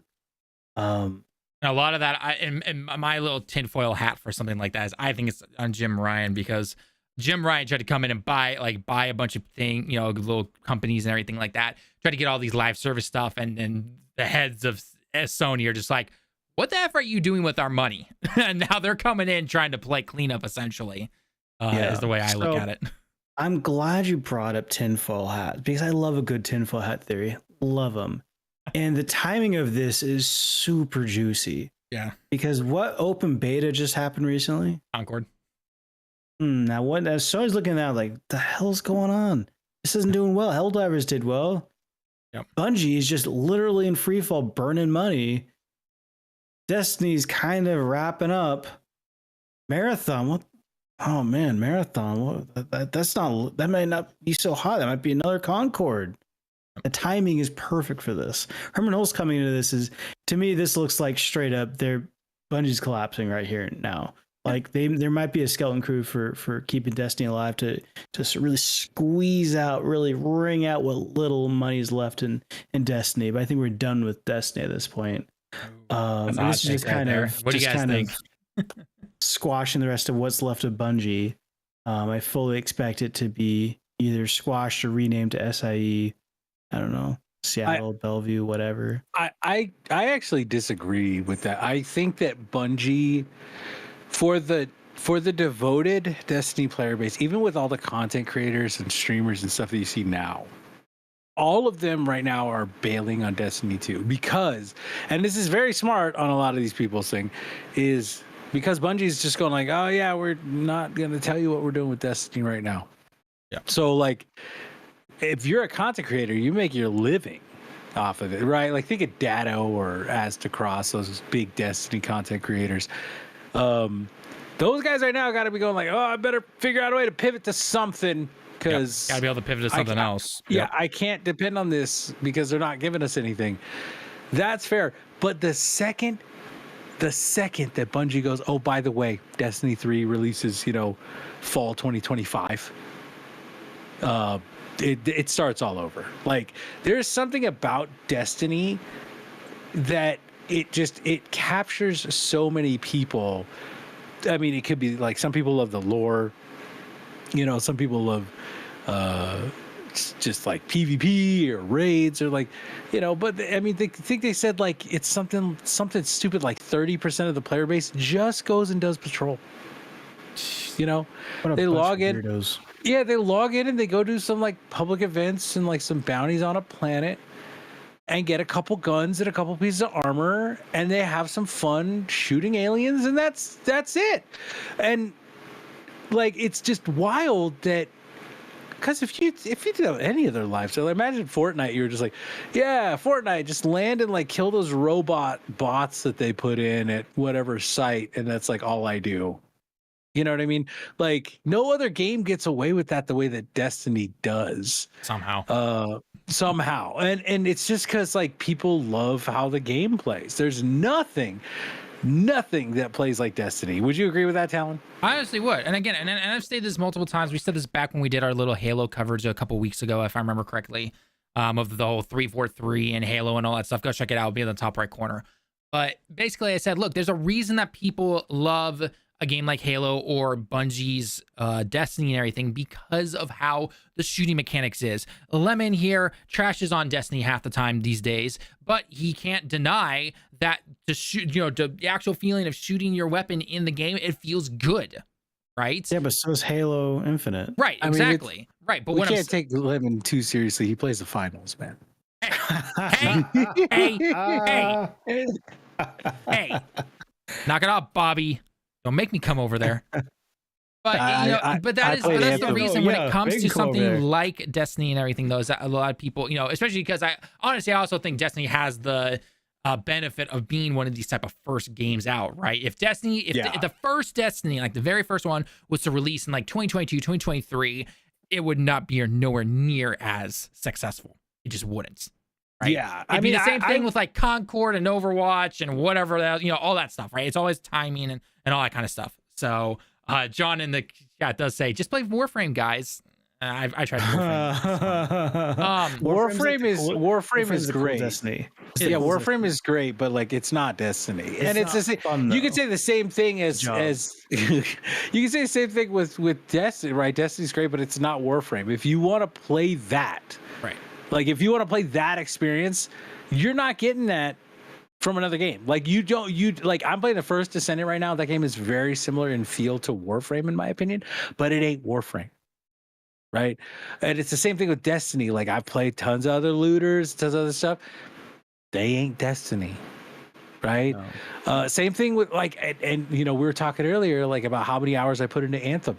There is nothing that gets my like gets that itch of Anthem out for me, because nothing plays like Anthem. You know what I mean? There's just everything Like, else within that game that unfortunately was just so bad. Yeah. But Now, man, I played it a lot. Right. And I want to read something here real quick because I did find this interesting and I want to get your guys' personal thoughts on this in chat. Let me know your thoughts as well. Continuing on in that article that we talked about, that Pete, aka the CEO of Bungie, said, I realize all this is hard news, especially following the success that we've seen in the final shape. But as we've navigated the border economic realities over the last year, and after exhausting all other mitigation options, this has become a necessary decision to refocus our studio and our business with more realistic goals and viable financials. Yeah, there's still some more I want to read, but just that first sentence right there, what does that say when you have a huge success like DLC does the final shape, and then you lay all these people off, right? And you're still not hitting your numbers and everything, right? Like that's just that's whatever management you're doing is whatever management you have going, you. you need them out. They are a cancer right now, essentially. Whatever the management higher up positions are, you need to get them out right there, because all the developers, they did an amazing job with the final shape, right? I have easily had my problems with Destiny. I have criticized it a lot, even though I've played a shit ton of it. But there's no denying that there was a lot of love and passion, and the final shape itself was a very well-made expansion. Very well made. Absolutely no doubt. All the developers, yes. Round of applause, the entire, if I could somehow give you a ton of money to make sure you don't have to work ever again, or you can make your own, studio or whatever, I would, but unfortunately I can't. Unless like 10 billion of you hit that subscribe button right now, then by all means, go ahead. But continue on in this little article right here, though, we are committing to 2 major changes today that we believe will help support our focus, leverage Sony's strength, and create new opportunities for Bungie talent. First, we are deepening our integration with Sony Interactive Entertainment, aka SIE, working to integrate 155 roles, roughly 12% into SIE over the next few quarters. SIE worked tirelessly with us to identify roles for as many of our people as possible, enabling us together to save a great deal of talent that would have otherwise been affected by the reduction in force. So, aka those 220 jobs that were lost today, it could have been more. It could have been more if Sony didn't step in. Mm-hmm. That's one of those things that I liked reading, because I mean, we've seen, there's obviously always going to be the console warriors, right? Who go, well, as soon as, Destiny 2 is great, and as soon as Sony bought them, just crash and burn. It's like, no. Like it's the same thing that has always happened with Bungie. They just burn too much cash because their I feel like they just overcompensate their management. This is nothing new for Bungie. We've seen this back in the day when they broke off from Xbox and everything, and then they got picked up by Activision, and then Activision was like, okay, what the F is going on here? Then they broke away from Activision, and now Bungie's in the same loop. And it's especially telling when all these developers are on their social media pages right now saying, no, this isn't on Sony, this is on manager. And this is not the first time they're saying it. They said it back in the last round of layoffs. Yeah. And it's just like Sony right now is the saving grace for 150 people. Yeah, 150. And again, Sony has their problems. They have their issues. There's a ton of stuff that they have done that we've called out here on the channel multiple times beforehand. But luckily, 150 people are not jobless today. Yeah, right. And that's one of those things that. Sorry, that's one of those things that is very good to see, because working with them to really go, okay, hey, you got a lot of talented people. We gave you money to retain that talent that disappeared somewhere. But we're going to bust our ass to make sure we can get a bunch of these people into their own studio and a bunch into SIE studios to make sure that we don't just lose this really great talent.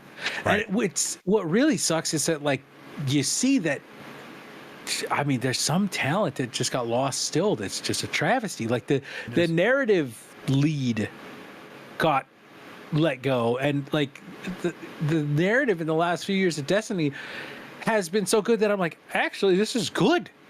Like, I care about these characters now. You know, instead of just it being like, oh, okay, just like skip all the dialogue. I don't care. Like it's this dumb, weird, boring story that doesn't make sense. Like with that, you know, seeing all that talent lost, I'm just really happy that some of them are still going to be around.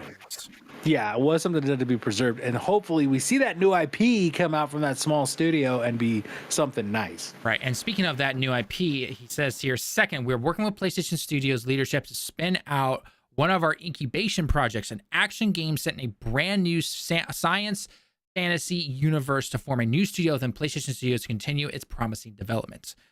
So hopefully something comes out of that. That's my hope, at least. But then it continues on here saying, this will be a time of tremendous change for our studio. Let's unpack how we ended up in this position, aka management was bad. But anyway, I digress. It's important to understand how we got here. For over 5 years, keep in mind right there, 5 years, it's been our goal to ship games in 3 enduring global franchises. To realize that ambition, we set up several incubation projects, each seated with senior development leaders from our existing teams. We eventually realized that this model stretched our talent too thin too quickly. It also forced our studio support structure to scale to a larger level than we could realistically support, given our 2 primary products in development, Destiny and Marathon, which, by the way, if you didn't get to see any of that games development conference stuff from a couple years ago, where they're saying like how they make these live service games, aka train stations and a whole 9 yards, this is why. Because the moment you start making a live service game, guess what? You're full in on it. There's no, oh yeah, we can have a skeleton crew over here working on this, and we can go off and do this, and we'll still get on those money. No.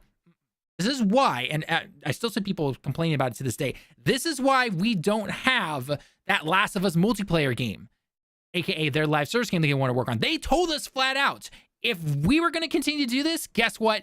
This is all you're getting. There's no more single player games. There's no more award-winning games that we would be able to make for you. We would be full in on this. And honestly, I have my gripes with The Last of Us and everything like that, but I'd rather them be able to do what they want to do, story games, all that kind of stuff, or new IPs, than do some online, shooter. Honestly, I would. And I think even Bobby would agree with that. So what do you mean, even Bobby? I absolutely agree with that, Talon. The fuck are you talking about? Like, you guys know, Last of Us 2 is like one of my favorite games of all time. He's bought it like 10 billion times, and I have more hours in The Last of Us 2 than I think I do in Avengers. Yep, that's like something. I have like 300 hours in that game. But to finish off the last part of the article, additionally, in 2023, our rapid expansion read headlong into a broad economic slowdown, a sharp downturn in the games industry, our quality miss with Destiny 2 Lightfall, and the need to give both the Final Shape and Marathon the time needed to ensure both projects deliver at the quality our players expect and deserve. We were overly ambitious. Our financial safety margins were exceeded, and we began to run into the red. It wasn't you were beginning to run into the red. You've been running into the red for quite some time, from what I can understand. After this new trajectory became clear, we knew we had to change our course and speed, and we did everything we could to avoid today's outcomes. Yeah. Okay. Even with exhaustive efforts undertaken across our leadership and project teams to resolve our financial challenges, these steps were simply not enough. And yeah, this is basically Sony coming in being like, step aside, young blood. We're handling this now. Like, I would not be surprised in the next year if Bungie is fully integrated into Sony, and developers all over the place, working in parts where they can actually do work and everything like that. I would not be surprised, because generally when it comes to acquisitions and everything like that, Bungie was in a very unique position where they were still allowed to work on their own. Like, they were under Sony, but they were able to work on whatever they wanted to, essentially, and they could still post their games wherever they wanted to post them. That's not happening anymore, as far as I'm concerned. I bet in the next year or so, they are fully under Sony, and whatever, like Marathon will most likely go out into every platform still, but after that, everything else is going under Sony and PC, essentially. Like, I don't expect it to be as free as they've been allowed to. My question with this whole scenario is, if that's true, because we know Destiny 3 is coming, is that going to be a PlayStation PC exclusive? I think Destiny 3 is gone. I do not think, there's no way Sony's going to put the money for a Destiny 3. There's no way. That too. That's I don't care how big that- you think Destiny is as a franchise. It's not going to happen now. I'm telling you, Lemon, Destiny is the only guaranteed way right now for Bungie to make money for Sony. But the rumor is now Herman Holst is coming in. That is effectively the equivalent of a restructuring of a company, the bankruptcy, for lack of a better phrase, of a company under another bigger company. That They're means not nothing. bringing- Destiny It literally- is a $1 billion IP, man. Like they're There's still been trying to do there's been all Halo is literally dying as we're seeing under Microsoft. You're telling me Halo as a franchise for all these years, they made a fucking TV show about it. Like, I don't think Destiny has anywhere near that kind of scope, for lack of a better phrase. Like, I generally do not believe they could make a Destiny 3 without spending huge amounts of money, and I do not think Sony's any interest in that right now. So maybe in 10 years. I do not think that it's going to happen now. We'll see, because there's already been rumors that they were developing Destiny 3 at the behest of they Sony. may have started. I fully agree with that. There's 100%. They were probably starting pre-production on Destiny 3. I do not think that they're going to continue on it, though. I think it might just you got to remember that. I mean, look at Talon's got the Destiny 2 numbers up right now. Destiny 2 right now, to everyone, is effectively dead. They are still pulling in like 4 times the number of something like Sea of Thieves. When the game is dead, it is on life support right now. And everybody knows it. The content creators are going like, yeah, you know, the episodes are the same thing as seasons and we don't know anything else we're getting. The game still has a draw. And I'm not saying that Halo doesn't have a draw, but you got to understand Halo had how many years now to burn all the goodwill that they had. Right, But, we remember Halo being great, but there's kids who don't even remember Halo being good. I think on the flip when side, Stardew Valley has 65,000 players, and that game, I guarantee you, costs 1,000 times less than Destiny. I don't think that the problem. It's a well-known game, but I think we'll start to see it trending downwards.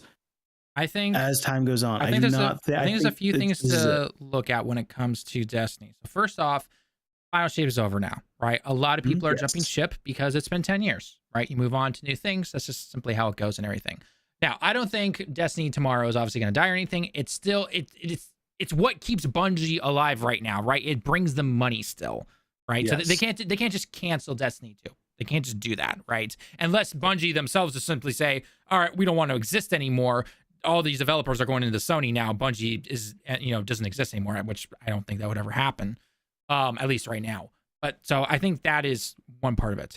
The other part to it, though, is that, yes, there have been tons of rumors and everything that Destiny 3 has been most likely in some kind of pre-development, or essentially like that's drawings, very vague note takes and everything like that. That's basically it when it comes to any kind of Destiny 3 thing.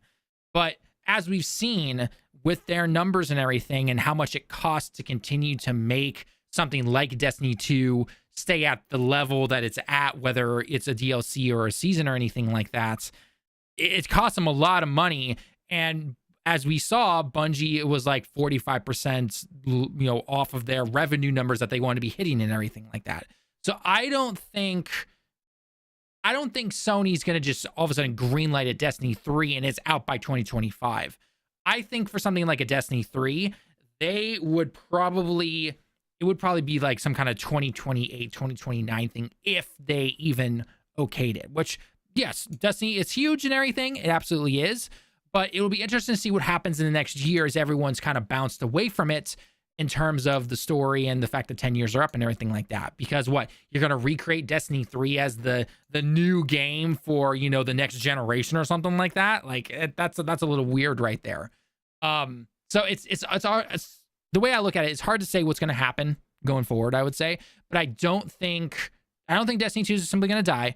But at the same time, expect these numbers to continue to trend down. And their whole thing about, because they even posted on their social media, the official social media page, saying like the episodes, aka the seasons right now, are not affected. And whatever Destiny 2 Frontiers is next year is not affected either. And I kind of roll my eyes at that because I'm just like, you just laid people off. So Yeah, you let go It's- like the music teams. Yeah, you let go the music teams, story the narrative, teams, all that like, stuff. Yeah, like no, this is affecting it. This is affecting Yeah. it. Don't kid yourself here. So only time is gonna tell when it comes to this type of stuff. But it's it's going to be an interesting thing to see what happens. And I know a lot of people don't particularly like Paul Tassi and everything, but one thing that I did agree in terms of his little quote right here, saying there is no level of success the final shape could hit to change this course, even if employees were told that to make them work harder. Like that right there, it's just like, yeah, I mean, he's absolutely right. Yeah, it's a DLC. Yeah. Yeah, there's well, no way. the thing is too is remember, like they said last year after the first layoffs and the big expose came out, Yep. they said, the employees are hearing rumors that despite whatever happens with Final Shape, there's going to be layoffs after that. They literally said it last year, right? That this was going to happen. Yep. And I knew, like, even though Final Shape did fucking gangbusters, they must have made a fuck ton of money, but again, they're running so far in the red now that I don't think anything was gonna save them, aside from like Pete Parsons going, oh, I'm not gonna take my $10 million bonus this quarter, it's just like that doesn't affect him at all. That seriously doesn't.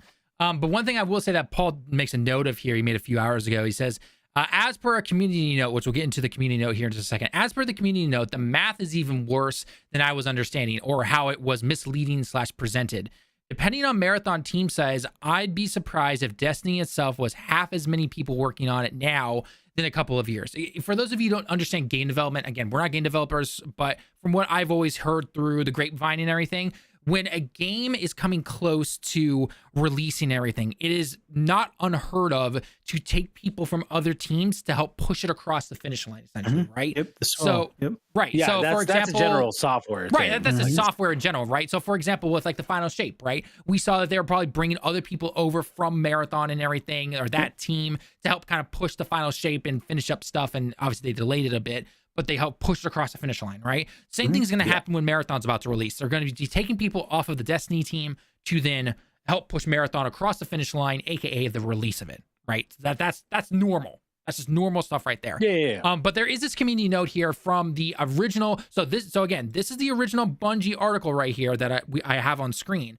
And then apparently there's a community note that got pushed under that saying 450 is the estimated total reduction in staff from 1,300. 220 is 70% of the 1,294 to 850 as indicated in their article. We still have over 850 members building Destiny and Marathon. This represents a 34.6% total reduction in the studio size, aka the people who are also integrating into Sony or that smaller team that is making that new like passion project, I'll call it for right now, essentially, right? Which is going off of Jason Schreier's numbers, right? 220 laid off, 155 moving to Sony, 75 into some kind of new studio from the sound of it, essentially. So just keep that in mind right there. But regardless, this is going to continue. This is going to continue. I guarantee it. Destiny's going to be affected by this. Marathon's going to be affected by this. And I honestly don't know if we're going to see Bungie next year.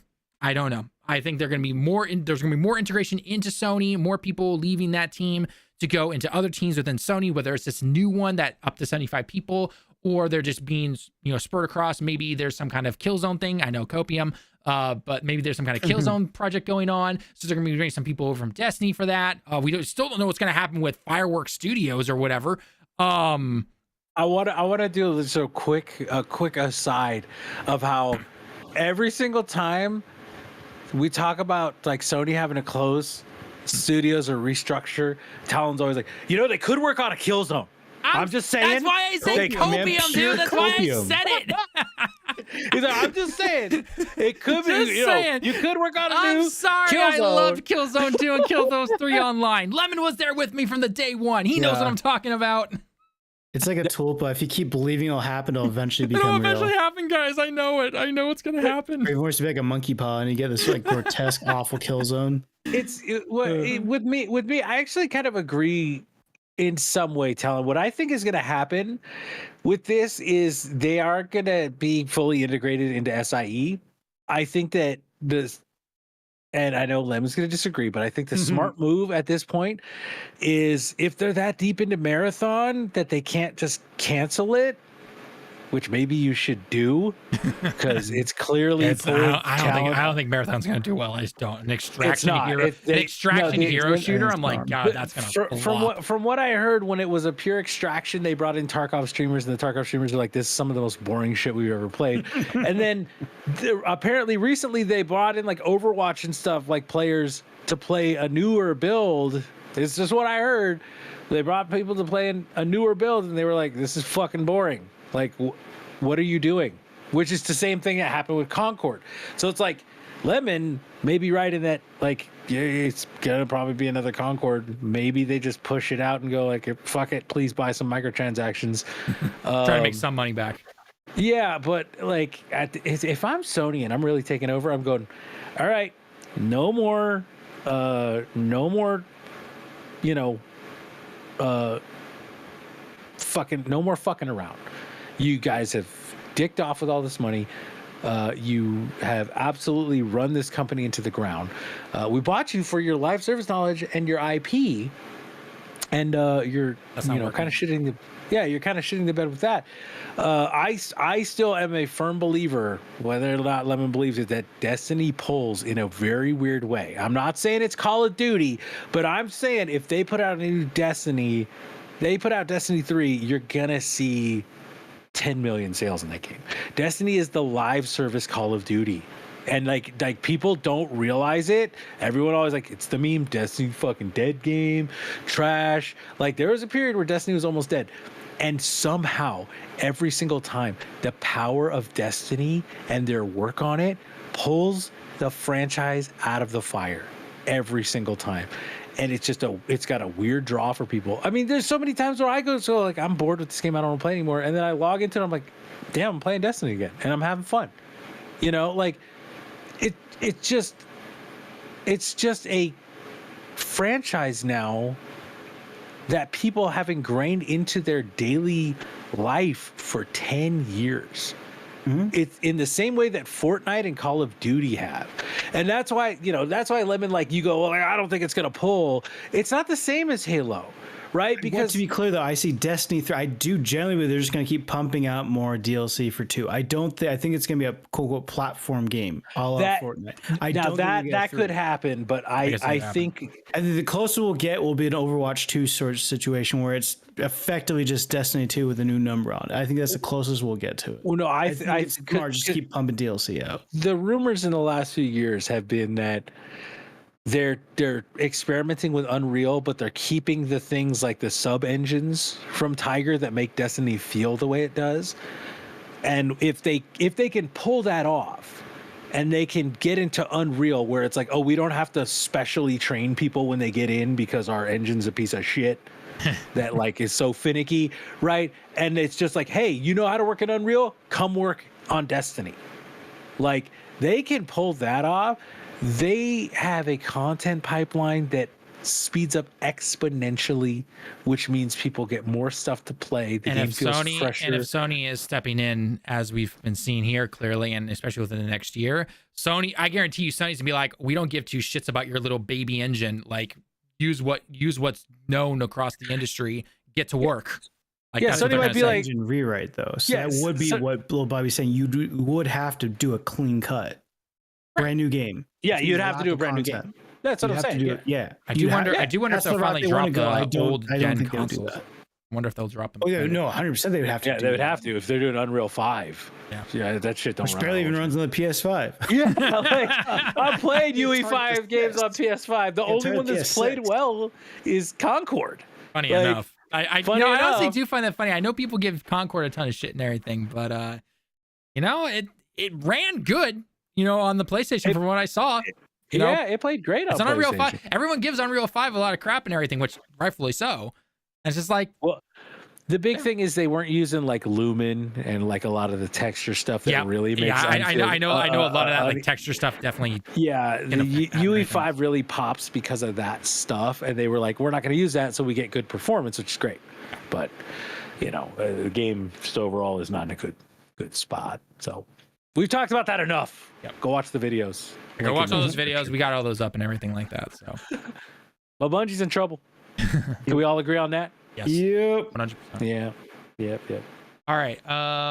So we got the Bungie stuff. I just finished recording that because that's like a perfect spot where Bobby stopped it. We're done with that. Done with that. All right. Do I get the shit on Game Pass now? Sure. Yeah, we can do Activision boosted. Yeah, we'll do that real quick. Let me just get some more water real quick, and then we'll go into the second part. Yeah. Okie dokes. Lemon, good talks, man. Yep. As always. I know. I enjoy these streams. As always. I enjoy these streams. Talking to you guys. It's fun. It's a fun time. And we don't always agree, but that's a good part of the discussion. That's what makes it a good video, though. Yeah. If everyone's agreeing, that doesn't make for interesting content. Yeah. And you need a bit of strife. It's just this whole industry is fucked, man. It is. I guess it's also like music. It's just kind of turning into, you can't go off the mainstream anymore. You have to play your indies. You have to play your Animal Wells and stuff. Oh that's my God. Like that's one of the innovation's been things at. I've found in the last like 7-ish years. Whenever like Ori came out, right? And Ori's not like no budget, like it was made by one. It's a double A, I would say. Yeah, but it like once I played Ori, and I was like, wait a second. This is great. When did I play that? I think I played it on PC in 2017. Came out in 2016. So yeah, I think I played it in 2017 because I heard it was great, right? Mm-hmm. And I was just like, man, like I usually like to stick with my AAAs, you know, like Fallout and Titanfall and Call of Duty. And I started playing that. I was like, this is fucking fantastic, you know. And since then, you know, playing stuff like that, Hollow Knight. Just like Animal Well, you know, like especially Tunic, man. Jeez. I still have to play Tunic. I was scared away initially by it, but I think I still need to go play it. Tunic it's like Animal Well in that it just doesn't hold your hand at all. It's like figure this shit out. Like, go figure it out. You're starting the game, just go figure it out. Good luck. You know. And I love that. Like I absolutely love that with you know, that's been a philosophy that's come out a lot in modern games.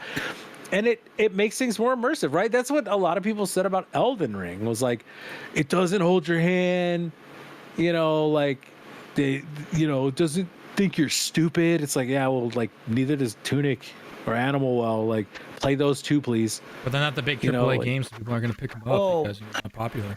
Yeah, with Elden Ring though, Elden Ring is just, you could pick a direction and just fuck around the whole time. With like Animal Well, for sure, you kind of have a direction you kind of have to go to. You're kind of forced into it a bit. Yeah, but you could still like, you know. Yeah, no, but I mean, it's the same kind of, they just drop you in a world and have fun, figure it out yourself. Which I'm curious from a generational standpoint, if you grew up with like OG, like NES Zelda, versus growing up with, say, I don't know, your first Zelda being, I don't know, Twilight Princess or Goat Emulator, Skyward Sword, or even Breath of the Wild, where it's sure vastly more handholdy. I would not say Breath of the Wild is very handholdy, my friend, but compared to the original, it's very well. The original didn't have text on the screen, you know. Yeah, he gave you a sword and he said, I guess that's true. All right. But it follows the same premise of just like, oh, hey, look, there's stuff. Like, you can not find a dude in the beginning for hours. Like, it shows you the thing and it shows you the dude, right? But like, one of my last playthroughs of Breath of the Wild, I was just like, I'm gonna go to the forest. Fuck that dude. I went and just killed some boars, got some apples, started cooking shit. You know, like, they do that. It's the same with Elden Ring, because like you can do those things. I mean, there's a difference between like a fairly linear platform, like a Metroidvania. Talon opens his Twitter. The first thing I see is my tweet. This isn't yours. This is the direct Twitter. I'm trying to find. Oh, okay. Somebody made a post, because we're going to be talking about Xbox next. Someone made a post about how who's some of the big Xbox like those news guys or whatever. These guys are fanboys. No, not the fanboys. Bobby knows who I'm talking about. It's like Tim something. It's not Peter Ovo, is it? No. No, Peter. But didn't you say Peter Ovo switched sides? He did, and he's a shell of his former self, and it's kind of a bummer going to his Twitter. Yeah, Tim Dog. That are you thinking of? Yeah, but I don't. How do you spell his name? So it's like Tim Dog, D-O-G. I'll be right back. You guys figure that I out. think it's like Tim Dog PSN or PS5 or something. His thing is purple, I think. Who's the other guy? Jeff. All one word, Tim Dog. Oh, Tim Dog. Jeff Grubb? Maybe Tim Dog. No. Some guy. Hang on. Let me look at my Twitter real quick. Jeff Keighley? No. Hang on. Oh, you know what? Now that I got now that I'm gonna have some money, my cousin does Switch modding, so I'm gonna take my non-Zelda OLED and send it to him, and he's going to put a new casing on it and a new chip into it that lets you overclock. And the two people I know of is Jet. Yeah, Tim Dog, right there, dude. Huh? Purple. Tim This Dog. guy? No, purple. it's not. This isn't the guy I'm talking about. There's somebody else. Oh. Like he writes a lot of like Windows stuff and everything, but then dabs in the Xbox stuff. Oh, Tom Warren. Yeah, Tom. Well, that's who I was looking for. Because God. I know. A lot of the stuff he says, but there was one. No, there's I'm one talking thing about that, you, Tal. How do you not remember Tom Warren, dude? whatever. I don't pay attention to names half the time. But no, there was something that somebody said at the I'm back. at the Microsoft like thing or whatever, and it caught my attention. I need to see if I can find it. You gotta bookmark that This shit, right man. here. This is what I'm talking about. It's very rare. Yeah, you immediately bookmark anything you're going to reference later, Tal. It's very rare to see investors ask about Xbox during Microsoft's Tom earning Warren. calls, but BMO Keith did last night. The answer was interesting from Microsoft CEO Nadelia, as he mentioned a bigger focus on PC gaming as well as excitement. Okay, this is what I wanted to talk about. Again, I know like 99% of the stuff that Tom writes, I'm just like kind of roll my eyes at half the time, but this caught my eye. Even Hell, it's weird that it's the whole Xbox, like even the journalism around Xbox is really weird. Like you see real fanboys like Tom Warren is very clearly a Microsoft Xbox fan, Right. and like everyone always like IGN's always after Xbox. It's like, dude, Destin and fucking Ryan McCaffrey are two of the top people at IGN, and they are super Xbox fans. oh yeah, super. Like super. Like, how are you gonna claim they have a fucking bias against Xbox, dude? Like, yeah, you're using it in the negative news, but it's like because Xbox has a lot of negative news. And then when they have some positive news, they immediately follow it up with some goddamn horrible shit every single time. And it sucks, man. It's just like I'm like, okay. And at this point, I'm just so jaded on it. It sucks. All right, let's go and get started. I'm gonna open up a small introduction, but Bobby, I'm gonna let you take the reins because I know. Yeah. So, all right. Okay. So let's go again. So. Say what you will about Xbox and Activision and being together in bed now, but you can't lie. Activision is saving Xbox in terms of those revenue numbers. Gaming revenue up 44%. But if you actually look at the details, it's because, 43% of that is due to Activision and like 1% or even -% sometimes when it comes to the Xbox stuff beforehand. But as another side thing that we also saw is that hardware is down 42%, which should be no surprise to anybody because, let's be perfectly honest, Xbox has literally said themselves in commercials and advertisements and everything, play wherever you want. We don't care what box you got. We don't care where you are, as long as you're subscribed to Game Pass, which, as we know, are not doing the greatest numbers right now. We're waiting to see what happens when Call of Duty releases on it. I still think they're going to lose a lot of money, but I could be wrong. We'll have to wait and see. But if you guys haven't been seeing the news as of late, Activision Blizzard and Microsoft, because obviously it's Microsoft Gaming. There's no Xbox anymore. It's Microsoft Gaming. But regardless, we have been seeing their little like financial reports going around over the last day or so. And one thing that came to the forefront of that is the fact that Activision Blizzard is doing well numbers wise, which is what we kind of anticipate. I mean, you literally have Call of Duty, you have Overwatch, you have King. King is huge. That's one of the main reasons that they even bought this whole group of developers and companies and everything, is because King prints billions of dollars, every like quarter or however often they count that money. They bring in so much right there. So it's no surprise that Microsoft is obviously now getting all of that, which is obviously really good for them as a company, right? But Activision Blizzard is obviously boosting the Xbox earning results, but in reality, they're actually saving it, in my personal opinion. And with everything that we saw from Game Pass over the last couple of weeks with those numbers and not particularly doing very well or anything, it does stand to reason what's going to happen after Call of Duty drops onto there. And especially with hardware down, I feel bad for Xbox players because if you're somebody who has been into the ecosystem of the Xbox itself ever since either the original or the 360, and now you're basically seeing Microsoft going, we don't really care about the box anymore. Like just play wherever the F you want, essentially. Oh man, I hate to see what's going to happen next gen. But Bobby, you've been messaging me some of these posts and everything. Obviously, as you guys know, Bobby is joining me here again. And what are your thoughts on all this? I want to know your personal raw thoughts right now. Let's go. I think you said it. They are basically telling you, hey, don't buy an Xbox. And if you're me, or if you're you, or if you're Lemon here, we all have PCs. Like I literally was telling my brothers today, I was like, I may cave and buy a Series X only because I feel like it might actually be the last Xbox console. I cannot see a universe where they look at these numbers and Satya goes, yeah, just keep making hardware for us to lose a ton of money on. Producing it and having no one buy it. So not only are we losing money on it, we're not even getting people into the ecosystem. Just keep burning our money. That's cool. Like with the hardware being down so much, it's just emblematic of the issues that they're having. Like nobody's interested in the ecosystem. And you could say, oh, well, but their revenue is up. Their revenue's up, 44%? But like I just put it in the chat, Talon. There's a chart out that shows that they're still operating at a $500 million loss this quarter. Yeah. I mean, because their operating expenses are so high that they can't cover everything. I mean, right here, it even states right here, for the 3 months ended June 30th, 2024, gaming revenue was up 44% year over year, Microsoft said on Tuesday, which includes 48 points of net impact from Activision. Without the acquisition, gaming revenue would have been down 4%.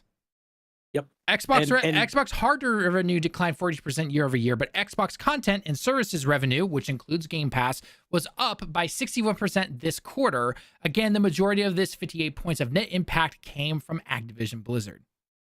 Yeah, so with adding like Diablo, they just added Modern Warfare 3. They had Hellblade 2. They've had, great games, Liza P and stuff come day one. With all of that, they saw 3% growth. That's nuts. Yep.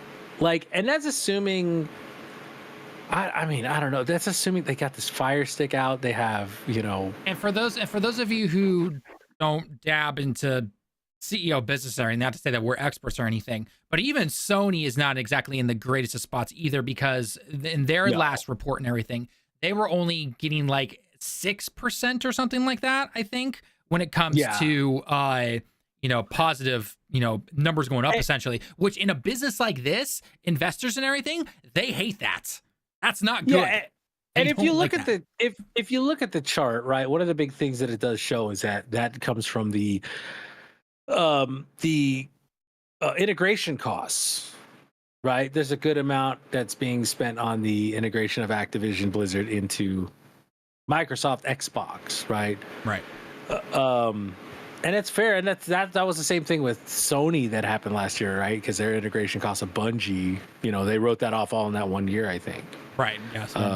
So yeah, I cut their profit margin really slim.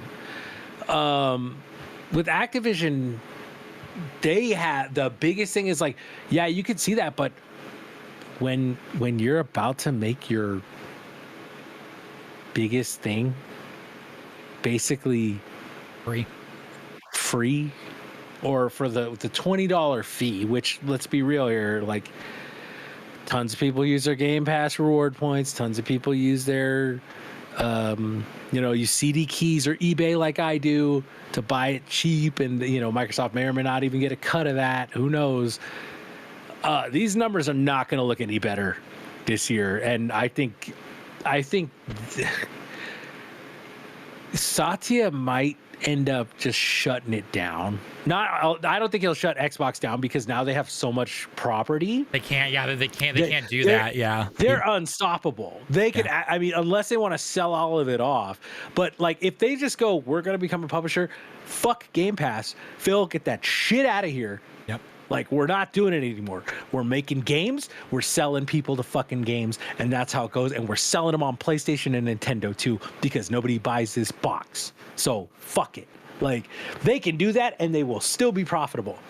But now, seeing how they're already losing money, right? And even without the integration costs, if you look at it, without the integration costs, they'd be up like 80 grand or something. That's terrible for a big business like that. That 80 grand, that's nothing. It's like, oh, that's not good. Yeah. That's really not good. So when you add all that up and you count like, oh, this year's Call of Duty, right? Because remember, we talked about this last time, Call of Duty Modern Warfare 3 is one of the best-selling games of this year, which is just a fucking travesty. Mm-hmm. But it's one of the best-selling games of this year because that always happens with Call of Duty. And you're about to make it free for what, 30 million people? Or let's say anyone Ultimate, they said 80%, and then we know that like 10 million were from core, right? So we'll take that core out. So let's say it's 25 million, 80%, that's like 20 million. 20 million people who won't have to buy it. And let's say only a third of them are Call of Duty players. That's still 6 million sales you're going to lose. Yeah, it absolutely is. Absolutely like, is. That's going on in general. Nuts. That's insane. And then that's not counting PC. Like all the PC players who buy can just go, oh, fuck that. I'm going to get my code from eBay or from CD keys and I'm going to play it on Game Pass. I think PC players are probably going to suck it up for a month or two to play it on Game Pass because most PC players hate the Windows, app thing or whatever. Yes. And then they're going to cancel. We've said that multiple times. I mean, we've seen these. This isn't new just because of Call of Duty. This has been known in Game Pass for years. Right? The hardcore Xbox people who have been a part of Ultimate, who for some reason defended the price hikes a couple weeks ago, they've been part of that since day one. That obviously that never affects them. But a good chunk of people, this is why we have not seen those numbers continue to rise and everything, is because people are not sticking around with the subscription service. We see it with Netflix, Disney Plus, you name it. People get it for a certain amount of time and then they cancel. And we're going to see that same thing happen again here with Call of Duty, right? Because Xbox isn't, for some, they're not looking at numbers sold or anything like that. Like, they're looking at numbers of people playing / just Xbox Game Pass numbers, right? So yeah, they're probably, I can see the headlines right now when Call of Duty releases, right? It's going to say biggest release on Xbox or, biggest number for Game Pass numbers and everything. Cause obviously everyone's going to jump in using their codes and everything or points to buy Game Pass for that month to try it out. And then they're all going to cancel. Right now, we have to get our resident Game Pass enjoyer, Lemon, in on this. Lemon, what are your personal thoughts? I got to know what you're thinking.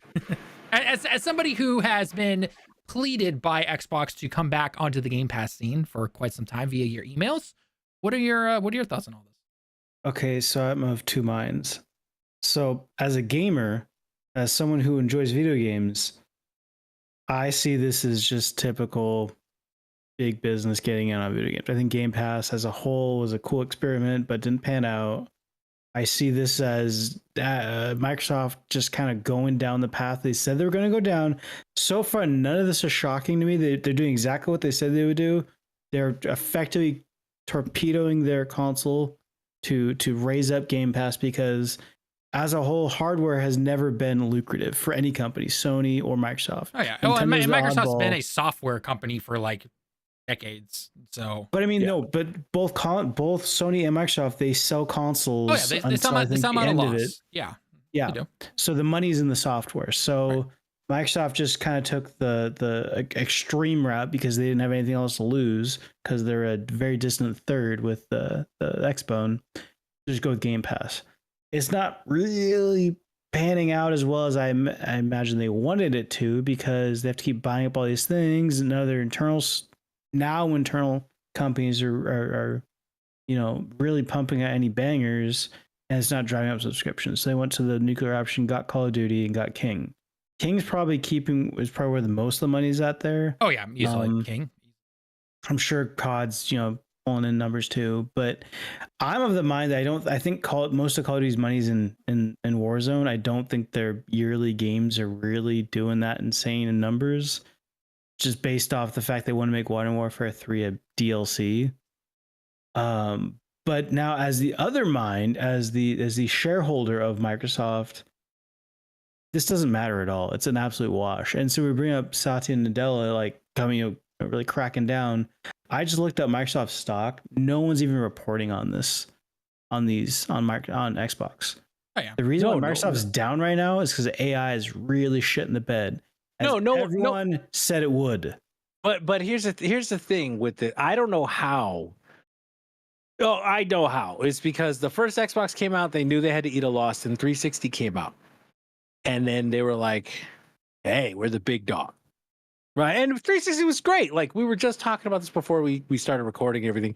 Right. We played 360 back in the day. It was awesome, except for, dying every 35 days. But it was awesome. The games were great. Like they played better on 360 most of the time. Like everyone was on it. You hop in and all your buddies are on Xbox 360. And it's like, okay, cool. Like we did great. We could do that. And then the Xbox One came out. They never recovered. And somehow Phil took over. And this man is like, what's his name? Worm Tongue, right? From Lord of the Rings. he's like, Satya,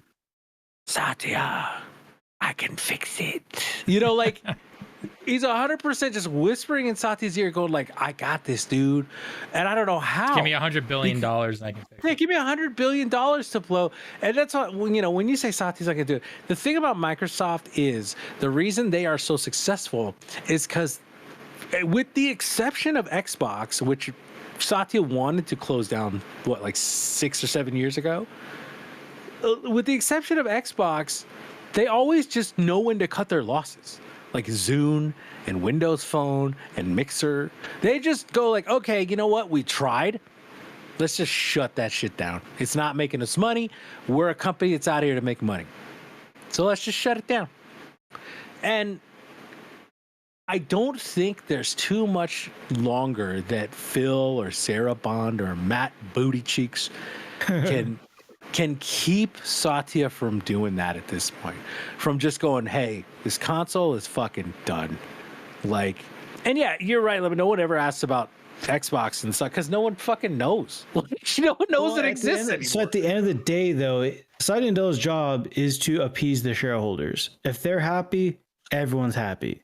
The problem is they're all so focused on AI. I don't think Xbox is even in the equation anymore, which they should. I genuinely believe at this point Microsoft has a stake in games and kept a stake in games after the Xbone. How terrible that did is because it is the biggest form of media, and they have, as limited as it might be, a foothold compared to say Google, Amazon, Apple, that sort of thing. I agree with that, but remember, within the last few years, Satya Nadella's bonus structure has now become wrapped up in gaming revenue and profit. And so for him now, and it's not just to the shareholders. Revenue. So what was just up? Well, revenue and profit. They've always operated. If that's not part of the bonus structure, if the downward trending of hardware, I don't think it matters. The way this is all Hollywood math. Like this whole corporate accounting is gonzo as fuck. Oh, I know. That's what I was saying with that thing that I put it in the Discord chat. Exactly. So it's literally just based on how do you fudge the numbers to make things look good. But when when you see this and you see the net impact showing a $500 million loss, like you have to go, okay, like something's got to give. And again, this comes down to the old Microsoft strategy of, well, we're losing money. We got to start cutting people. We got to start putting people on contracts. What happens when you do that? 343.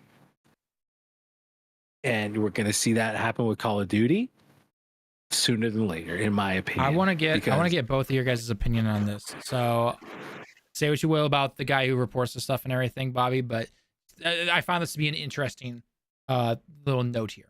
So during all this investor talk and, you know, Nadella going up and saying everything that he did, one thing to note was that it was very rare to see investors ask about Xbox during Microsoft's earnings calls. Remember, Xbox is only a small part of the giant that is Microsoft, right? But BMO's Keith did last night. The answer is interesting from the Microsoft CEO, Nadella. As he mentions, a bigger focus on PC gaming, as well as excitement around bringing Xbox cloud gaming to more places. CFO Amy Hood points towards Xbox moving towards what looks like to us a software and subscription business with enhanced transactions and the ownership of IP. About the whole ownership of IP thing, I don't really get that, but okay. Hood points to progress with Game Pass and IP that can be monetized in multiple ways. When you initially hear that, I know it's a lot. It sounds like 99% is just a bunch of CEO jargon talk and, you know, company stuff. But what are your thoughts when you hear something like that? I want to get you just kind of your thoughts on this. They're a software company. Software is where the money's at. Yep. It's not hardware. Yep. As a whole, it would not surprise me if they bail in the console market and just because it's not worth it to make a console anymore for them. Yeah, and that's I absolutely agree with that. I think that they're just gonna go, no more consoles. We're just gonna sell the games. Yeah, and that makes sense. I mean, consoles are expensive to make. The money's on the licensing, and they're not getting shit for that because they're effectively banking on Game Pass for that. So no one's gonna license a lot of this shit for Xbox. So let's put it on PC. Like at the end game is going to be, I think, Microsoft being a publisher. I think that's probably where this is all going to go. They're going to be an EA. Yeah. Yep. It's funny because in the comments of this, I know the people who probably follow this, you know, are probably just like, oh no, it's gonna be like this. But one comment that I just kind of laughed at was saying, I know everyone constantly goes on about Microsoft killing the console, but I generally wouldn't be shocked if one or two more gens down the line, Xbox is just a pre-built PCs with maybe a slightly optimized version of Windows by default. Didn't we see that kind of happen way back in the 80s or 90s? No, the original Xbox was a off-the-shelf PC. Yeah, it was a PC. 100%. That's why it was so easy to mod. It was a Pentium 4 with a hard drive in it. It was a PC off the shelf with a modified version, I think, of Windows NT or something, or Me. Yeah. And that's I wouldn't necessarily be shocked. And I know there's a lot of talk about an Xbox handheld. If they can make their mobile Windows for a handheld work as well and like as smoothly as SteamOS does on the Steam Deck, they've got a shot. Good luck. Right. Doesn't that's what I was gonna say. ROG already do that though? Isn't it a Windows machine? But it runs like a dog. Yeah. Like if they were running Pop 86, whatever what SteamOS is built on, the Linux distro for it, it would run so much better. Yep. Because like all the there's just tons of bloat in Windows. Even like a stripped down version is still just fucked up with all sorts of shit that it doesn't need. And you look at I look at even when I'm running in desktop mode on Steam Deck, like using it as a computer, which I've done a few times. I don't do it very often, but I've done it a few times. I'm like, damn, this is pretty nice. It starts up, I can do the store search. I can use Firefox or whatever, really easily. And it works. There's a reason, I bought a laptop a few months ago and I returned it mainly because I was like, this isn't doing anything that I couldn't do with the Steam Deck. So why the fuck do I need this? If I really am working somewhere and I'm working, let's say I'm out on a vacation, I got to work on script or something with, I could use my phone for Discord, and I like for actual scripting and word processing, I could just pull out the Steam Deck, pull out my little mini keyboard that I bought. Get the keyboard out. Yep, and then just pull out my extra mouse and take that shit to Disneyland if I go. If they can do that where they get it like that, but it's like you said, that's a tall fucking order. Yeah. Like, because Windows just inherently has so much bullshit in it.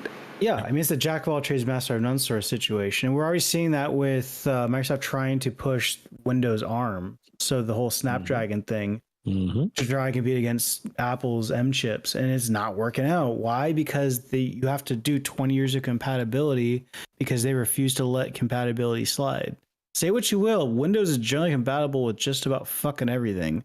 And to lose that would be losing pretty much the one gimmick that Windows has over Linux at this point. It was compatibility with just about fucking everything.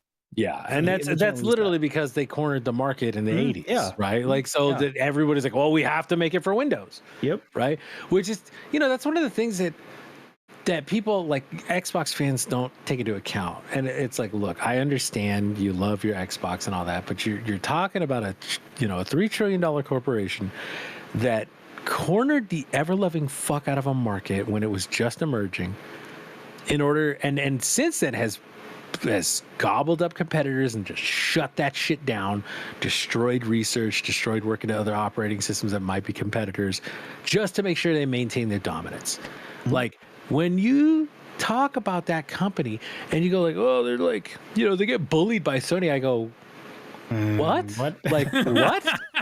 The fuck are you talking about? Like, geez, like, I get it. You like Xbox, cool, but like Sony is worth like what, 1/25 of what fucking Sony is nothing to Microsoft for the most part. Yeah, they are nothing. Microsoft could buy and sell Sony over and over.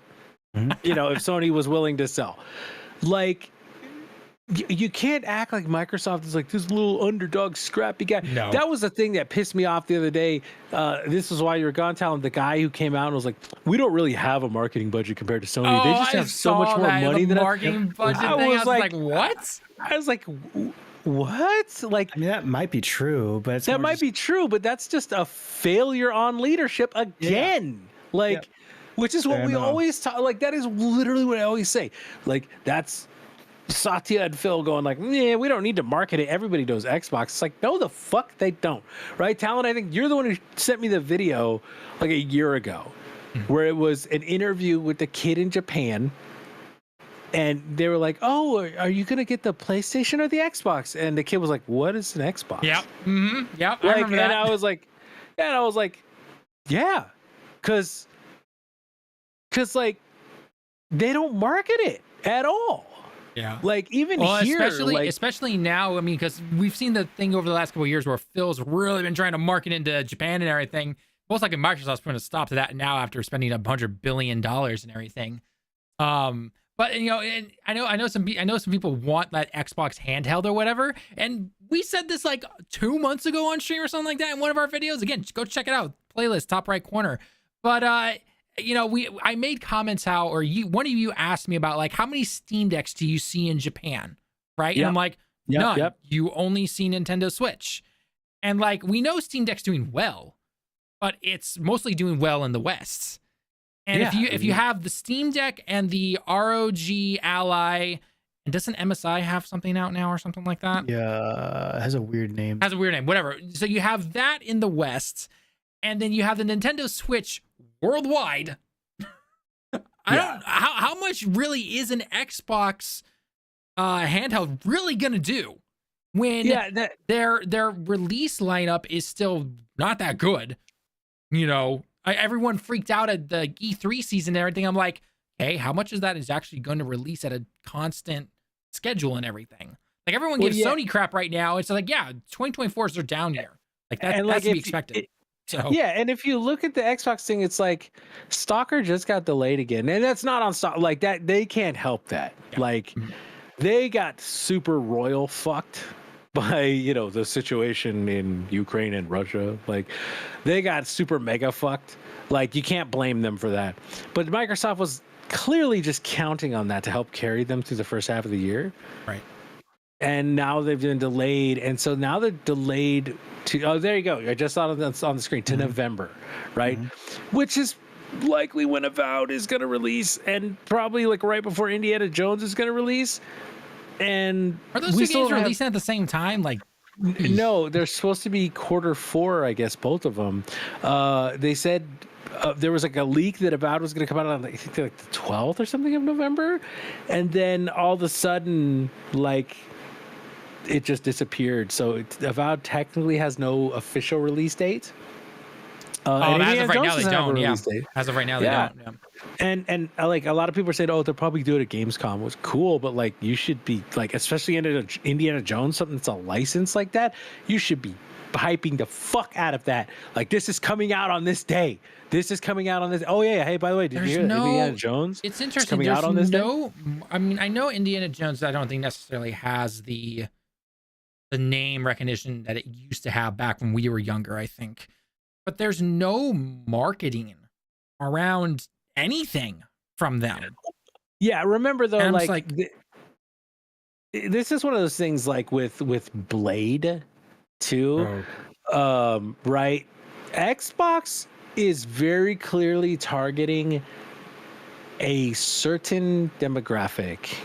And let's be real, it's dudes in their 30s. Like, it's clearly dudes in their mid to late 30s. Like, oh, we're going to get Blade. Yeah, us, right? We're going to get Blade. We're going to get Indiana Jones. No fucking 12-year-old remembers Indiana Jones. They don't fucking know. They're going to play Fortnite. And if there's maybe an Indiana Jones skin, they'll be like, oh, cool. This guy's cool, I guess. Oh, yeah, there's a new game on Xbox. Oh, I have to pay for it or I have to get Game Pass? I'm just going to play Fortnite. Because it's free. Ask my mom. I already asked my mom for $20 for the skin, so there's that month of Game Pass. Or stole her credit card and put it in. Yeah, there's that month of Game Pass, to try that game, but I can't do that. So, like, they're targeting people with expendable income, right? Theoretically, unless you're like broke boy like me. But yeah, like you target them because they're gonna be the ones who pay, right? Who pay you actual money for it. And also at our age, we're more likely to actually buy games than just rely on Game Pass, right? Yeah. And that's in theory, that's smart, but Sony kind of has the same problem. Both Xbox and Sony really have not marketed to kids enough, right? Which is why Nintendo continues to fucking just stomp them both. It's because there's always a Mario. Every few years, there's some fun fucking Mario thing you can throw in and play, and you beat it in like 10 hours. And you're like, that was great. Fucking Mario. Love that shit. Can play it with my kid. Yep. And then the kid grows up going, damn, I remember all those days playing Mario with my dad. That was some of the best days of my life. And they continue to buy it when they're, yep. And then when they have kids, they fucking play Mario. Like, they're making new fans, and Xbox and PlayStation are feeling that. And that's why I was like really thrilled to see Astro Bot. Dude, I can't wait for that. I was like, look, this is the stuff that both of these guys need to be going. And we talked about this before. I said, like, Crash, Spyro, Banjo, like, get some of that shit out. But they're not going to make those new games though. Like the Crash Banjo and everything, because guess what? It's not going to make them the immediate money that they want, and that's it. So, and that right there is the problem with gaming, is that now, because gaming is, as Lemon has said a couple times tonight and in the past, gaming is the biggest entertainment industry there is by a wide margin. And so executives are like, well, to keep my job, I need to be making money because everybody's spending money on games, right? And so they go, how am I going to get the most return for the least investment? Lemon, you talked about this last time we were on together, the minimum viable product. Bingo. Right? You're like, how can we do that? Oh, okay. We're going to make sure we release this half-broken, buggy shit, trick people into buying it, and then you get, like, Suicide Squad.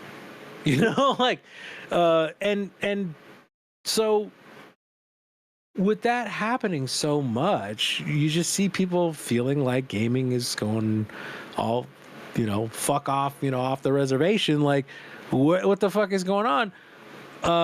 we were talking about this last time too, is that the AAA is dead, all that. Like, it's like, yeah, AAA's in a shitty spot because of this attitude from executives, you know, where we see Satya Nadella go like, you know, you don't need an Xbox. We're going to stream everything. We're going to have Game Pass, like just register. When gamers, like, we just want fucking games to play, man. Like, I'm looking at my Steam list and I'm like, man, AAAs that were fucking cool. Just in the last few years, Guardians of the Galaxy, right? Baldur's Gate. Pretty cool. Pretty cool. You know, oh yeah, this is the Callisto Protocol. No, but like, yeah, but you know, there, like, people talk about how it's dead, but like Elden Ring won Game of the Year, and that was up against God of War Ragnarok, and both of those were fucking phenomenal. All And those games are AAA absolutely phenomenal games. Yeah, and anyone who calls those games in particular a cash grab is just like, oh, fine, go play your Call of Duty or Fortnite. yeah, and it's billion like, time you play it. it's like, look, you need to treat the games like Modern Warfare 3, the ones that are a clear cash grab. And yeah, we'll say Suicide Squad. Like, I played Suicide Squad, still not nearly as much. Like, I tried season 2 and got a couple levels, and I was like, okay, I'm gonna come back to this because I can do it anytime. That's the beauty of that game, right? But you know, you see stuff like Suicide Squad come out, or like Concord is gonna come out and fucking fail. And you just see this happen because people are like, oh, we got to get something out that's going to make us some money. Yep. Well, and as you And said so- before, Sony's trying to catch up with, you know, all of Jim Ryan's decisions. They're reeling from that. So Yeah. And That's- but that's what I that's was going saying off about Activision, right? The whole Activision thing comes down to, like, we're really quickly going to see them go, okay, you know what? We were going to be okay with letting them do their thing, being kind of independent, but they're still operating at a loss. So we're going to start hitting those contractor policies because we got to keep benefits down. We got to keep pay down. We got to make sure people aren't here too long so we don't have to give them raises. You know, we don't have that's to give them gonna affect vacation some stuff days. going forward. I can guarantee that right now. And that's what I'm saying. And then we're going to see a decline in Call of Duty and the quality of that, just like happened with Halo and has happened, I mean, with Gears as well, right? Like, guys, like, people aren't too thrilled with the last few. Well, Gears 5 was good, right, Lemon? Yeah, I thought 4 and 5 were pretty solid. 5 was, I think, better than 4, but I think I mean, compared to the rest of the Microsoft stable, I think Gears is doing great. But like, we look at Forza. Forza's doing fantastic. Yeah, Forza's another good one. I feel like Gears, while it may be good, Gears is another, you know, franchise with the gravitas. Like, it doesn't carry that weight like it used to. No, Right. it definitely No, does. it Like doesn't, Halo, unfortunately. like, and again, it's coming back to, you know, they were like, oh, people were crying when they saw, you know, Marcus and Dom in that last trailer, right? Like, grown men were crying, and I'm like, well, yeah, it's dudes in their 30s, Mhm. right? You know, and that's cool, but like, you guys got to make something fresh, and you got to trust people to like your shit, but you also have to trust your developers to make something good and pay them for good work. You know, pay developers for good work. That is depressing, Talon. Just pay them for good work. Pay them so they feel secure in their jobs, right? And that's the Nintendo philosophy. Nintendo's philosophy has always been, hey, like, we're going to nurture the talent we have here. We're going to keep people on. We're going to make them feel very secure with their jobs, make sure they're happy with what they're doing, and they feel like their creativity can be nurtured and fostered. Wasn't there an article recently about a comment from one of the higher ups in Nintendo was like, look, majority of us, we're in our 60s now. We're close to retirements. Like, it's going to be the new generation on Switch 2 that's going to be making all this stuff. And guess what? They've been nurturing that talent during the Wii, the Wii U, and the Switch era. Say what about the Wii U? We all know what happened with it, but especially during the Switch era and all of that talent that they've been nurturing, guess what? They can simply take over right after all these guys, you know, start to retire and everything. And it cracks me up because people always try, like, Sony fanboys and Xbox fanboys, both are like, can't even take them serious. It's like, dude, you know how many copies of fucking Princess Peach Showtime probably sold? Like, There's a that reason game Nintendo probably keeps their games at full price most of the time because they can keep doing it. Guess what? People are because still they going to buy it. can. Yeah, like that's the thing. Like Ubisoft, right? We talked about Outlaws last week, and we were like, Talon's like, I'm doing the sub service because I'm trying to make the content, and I was like, I will wait for a deep fucking sale, cause not looking too hot, right? But Nope. you look at Nintendo. What do they have? Some like a 92% retention rate for employees. They are fostering the culture of Nintendo. Like they're not trying to be like, hey, let's just see how much fucking money we can make. They've spent a lot of time, like Talon said, we're building up in the Wii U, and Switch era to this new generation that's gonna take over because Miyamoto ain't a fucking spring chicken anymore. No. You know, that guy's like 71, right? Something like that. Something like that. Yeah. By the way, Yeah, speaking of Princess Peach, it sold 1.2 million copies as of Okay, so May what- 2024. So 1.2 million copies of a game that was clearly marketed towards women or girls. And that's what it came out in May. That's March. in May Came out Oh, in came March. out in March. This is 2 So months that's into 2 it months. being out. of a game that everyone was like, that game's just gonna bomb. My wife bought it. She played it a lot. She liked it. And dude, and that's like my ex told me, she's like, I'm gonna buy that game.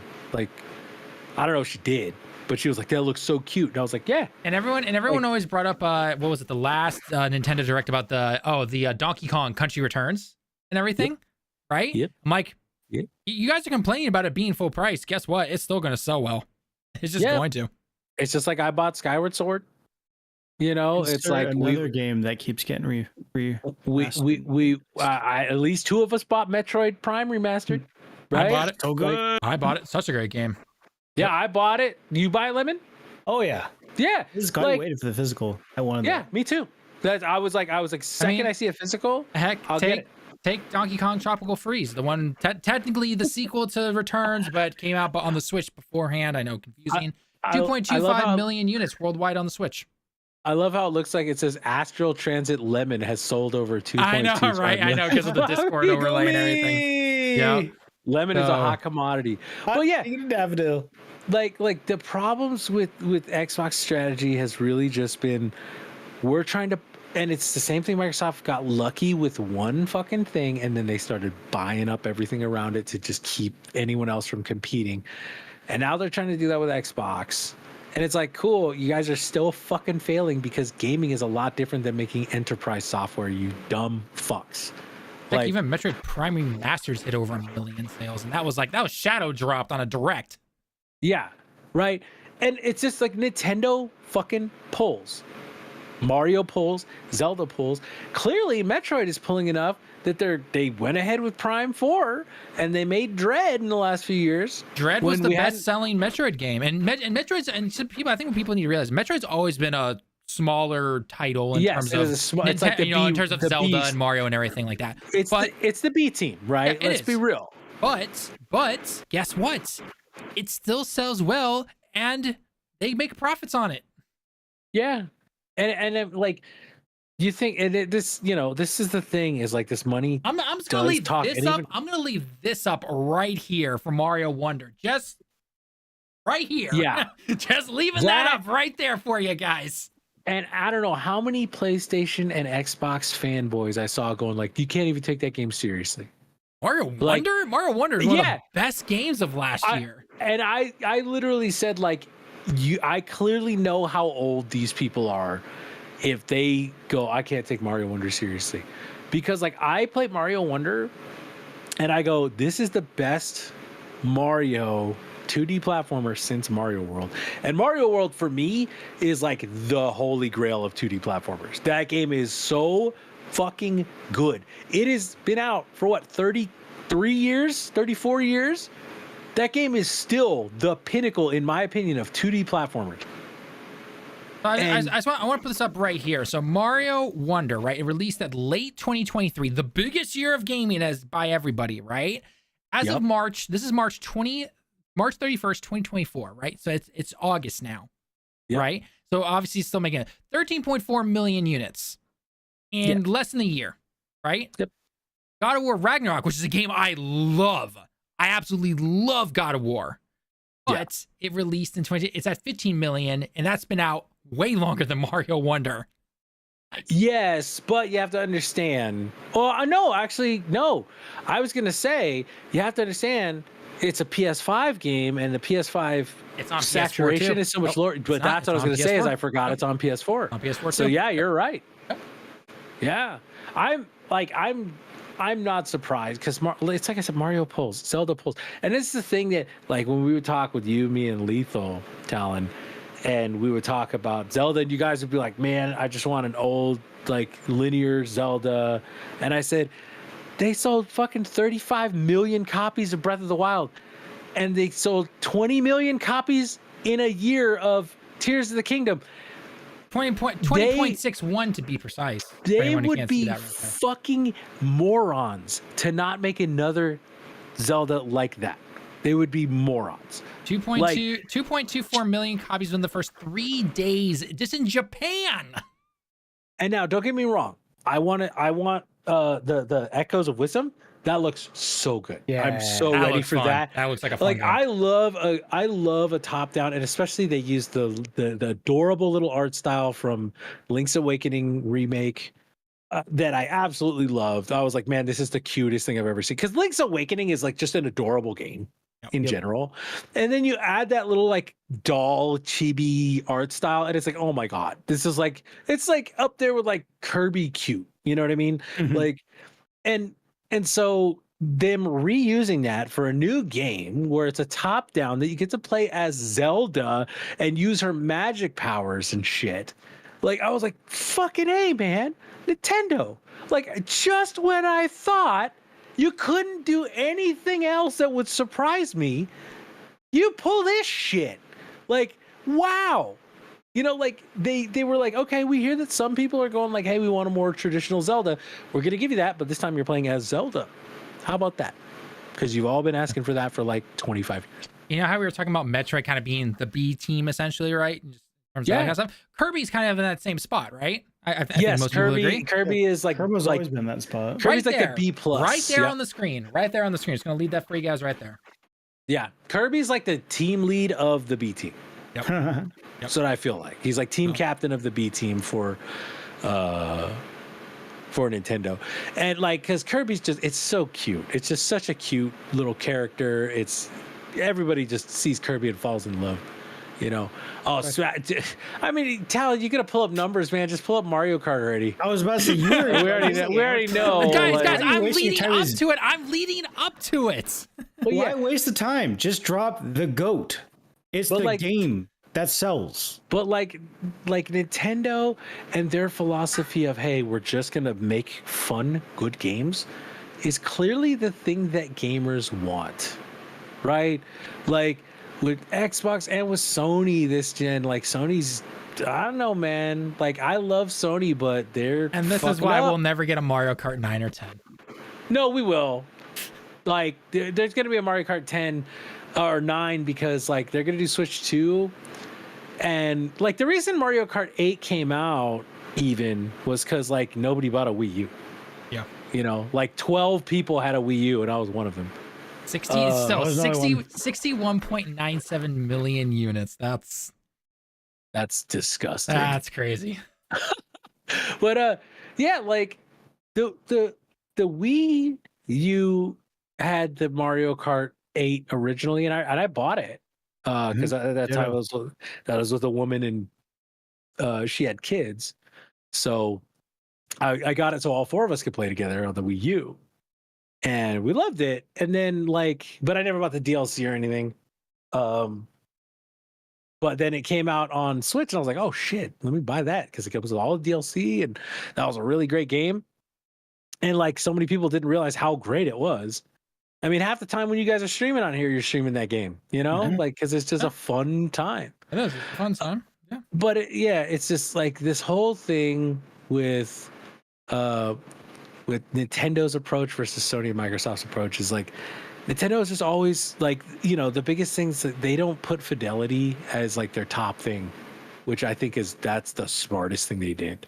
It's like GameCube came around and they were like, damn, that PS2 got some good looking stuff. I don't know how we're gonna compete with that. You know what? fuck it, we're not. You know, they just said, fuck it. Like, we're not going to compete with that. We're not going to try and out graphics them because it's just costing us too much. And I guarantee you that's why you look at Twilight Princess and they didn't really do anything that like graphically intensive again for Zelda, right? Even like Tears of the Kingdom, Breath of the Wild, I would say those like simpler than at least for the time. Check out the number 2 best-selling Switch game. Oh yeah, dude, I bought 2 copies of that during the pandemic. Of course, Oh, everybody I don't played that know. game. yeah. I still Wow, found kind of this I'm boring. actually shocked at. Ring Fit Adventure. Woo! Wow. Oh yeah. Yeah, Yep. lot of casuals own Switches, and so Don't you guys remember when everyone called Diamond and Pearl remakes or those remasters terrible games and everything? Yeah, Yep. I'm sure. I love how there's so much Pokemon on this list. I know, right? Oh god. Luigi Mansion 3, Splatoon 2. Yeah.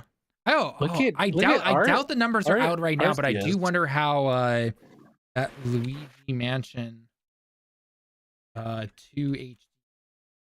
I absolutely Mm. love seeing Link's Awakening up there because man, what a I just love that game so much. It real good. Nothing yet. Outside Oh, of the UK charts. slowdowns. Luigi Mansion was number 1 and fastest selling. Hey, Wow. back in the beginning of July. Yeah, no, yeah. Sony and Microsoft are playing. They need to play catch up a little bit, but you know, who knows? Maybe Astro Bot will be the first thing to start Sony on that path. Who knows? I'm still calling. I know Lemon. We disagreed on this last time. I'm still calling within like a year, 10 million for Astro. I think it's gonna. I think it's I'm gonna hoping pop it'll off. be good. I hope. I It's- hope. it's a $60 game, so that's already in its favor. It's a family game, very clearly, and I know like one of my buddies who's we always talk games. He was like, yeah, that looks like it's gonna be so good. He was, I mean, same thing you said. He was like, yeah, I'm buying that controller. By the way, that's fantastic. But he was just like, yeah, I loved the demo when I got my PS5, and then I heard there's a full game. And I was like, yeah, it's I'm gonna do it. And everyone who's played it has said it's great. And by the way, It to looks fantastic. everyone who was pissed off that Japan Studios, or I believe was the name of that studio that got closed down a couple of years ago, a good chunk of them are in making this game. So time to step up and support them. You know, just saying. Yeah. Yeah, and that's the thing too, man. It's like I've said so many times. I just wish Microsoft would make something that I want to buy from them. Yeah. That's all. That's all. Like that's all I've ever wanted from Xbox. Just make something that I want to pay you my money for. It's like literally that simple. Like I know it sounds like, oh, it's just saying that. No, it's like I will give you money if you make a good game. Yeah. Like that's all it is. It is. It absolutely is. Because again, like for anyone who has a PS5 right now, right? Go download or play if you didn't delete it, the Astro Bot tech demo, essentially. Like I went back and played it and I'm like, yeah, this is a lot of fun. Like I can't wait for this game to come out now. And right? yeah, and there is new stuff if you haven't played it in a while. There actually is new stuff added. But new again, because stuff. it's fun, I want to now pick up this new game that's gonna be coming out in September of this year. Right? Mhm. It's just like make fun games. Like that's all you need to do. Yep. all- Don't cut costs. Like keep budgets in check. Right. Because that's Nintendo's strong suit. And that's the other thing. I think that this is going to be such a huge win for Sony, because if they sell 10 million copies, and let's say 8 million of them are like full price, and then they cut it down to 40 and they get an extra 2 million by the end of a year out from when this releases, right? Right. Think about how much this game probably cost. This game probably cost like 50 to 60 million. Yeah. I mean, way less than something like Horizon or Spider-Man. So Yeah, I mean, look at the characters. They're big, bold colors, right? Big shapes. It's great. I mean, there's some cool little stuff, but like, this is not like Kratos' beard, or Like, the eye detail or anything like that. I Yeah, mean, like plus the a lot of this was Horizon probably eyes used from the tech demo. right? There's a lot of stuff they just brought over from that. And they just made new characters and stuff. But man, look at it. It looks great, and it just looks like a fun little cartoon Pixar movie that you're gonna play. Yep. Oh, I'm ready. I'm ready for this. I'm excited. I'm excited. Xbox, give me something like this that gets me excited to play a game on. Like even like I'm not gonna buy an Xbox, but or I may, like I said, I may if I really think that the Series X is gonna be the last one. I'll go buy one like when they're clearancing them out. Like, but like. I want to feel this excited about a Microsoft property. They own so much great stuff. Like I want to feel like, oh man, they're doing a new Crash, like, and it looks super fucking fun. Or they're doing a new Spyro, and it's all just like super big and fun, like cool. Like that's all I want. But unfortunately, I don't think we're gonna get that in this day and age currently right now. Unfortunately, I just don't think we are. Yeah. All right, I stopped the recording on that, by the way, because I think I can actually take that long thing we just did. We can probably cut that into 2 videos. I think one that focuses on the Xbox stuff, and then the other one where Nintendo is ahead of the curve. I think that'd be the smart thing to do. Yeah, that'll work. All right, I think I'm going to call it there for the stream, guys, because I know we were going to originally talk about the whole skill-based matchmaking, but I need to get some other stuff done. So, and I'm sure it's very late for Lemon. Yeah. Oh like, yeah, God, Lemon, you got work tomorrow. Asleep. Shit, I forgot about that. Yep. All right, My you bad. guys get to sleep then. Stream, thank you so much for everyone that stopped by and was hanging out with us and everything. It was a lot of fun talking about all this stuff. So if you haven't already, check out the other videos and we do these type of topics every day. And with August, I'm off for the entire month of August, so I'm gonna try and plan potentially doing these maybe twice a week. For the month of August, but I've got some other stuff, some ideas. So anyway, thank you so much for everyone that joined us though. Make sure you hit that sub button if you happen to be new, like the video as well /stream, and we'll see you guys all in the next one. Johnny.